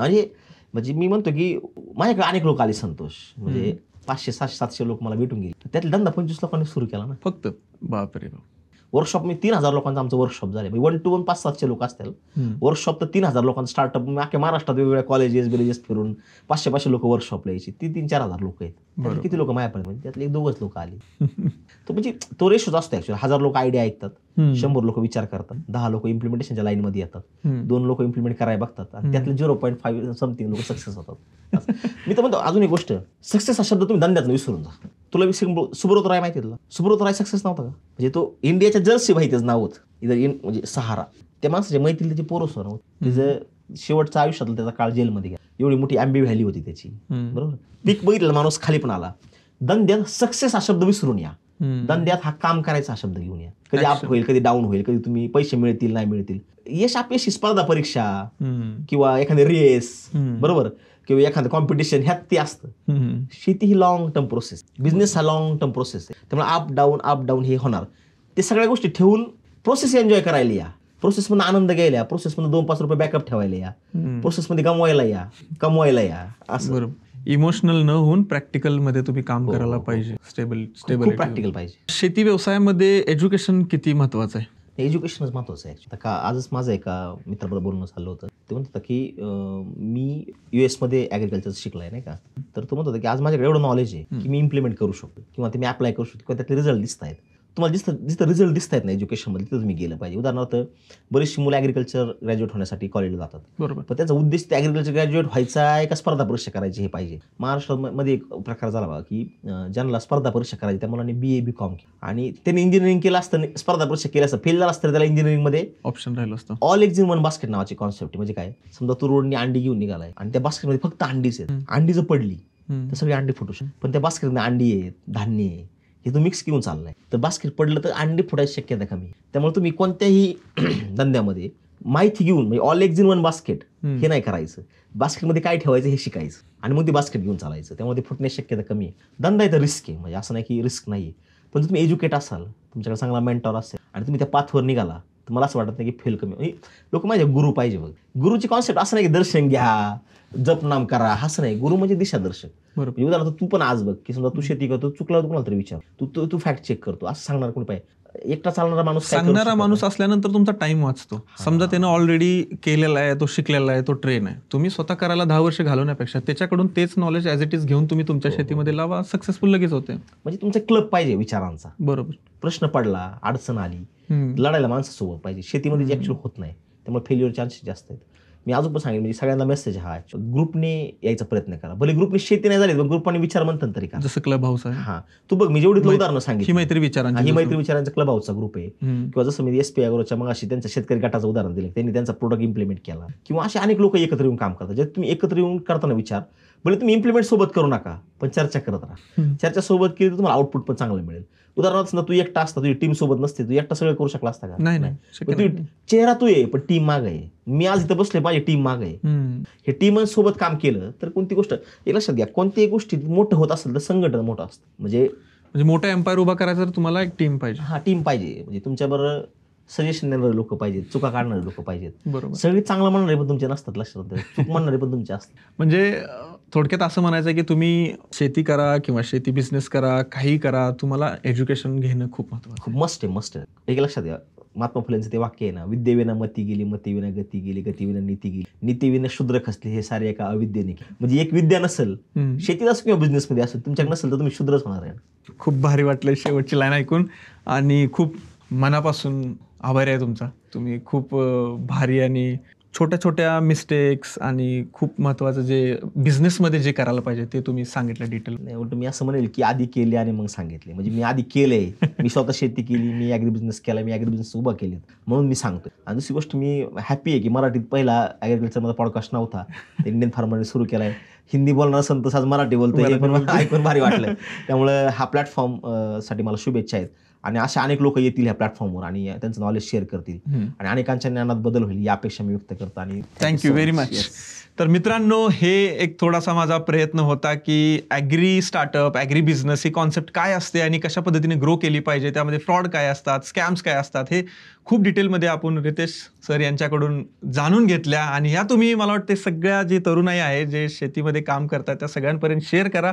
इवन जे बिझनेस करतात त्यांना पण शेअर करा, कारण सगळ्यांसाठी हा एपिसोड खूप कामाचा होता. आणि हां, सबस्क्राईब करायला विसरू नका.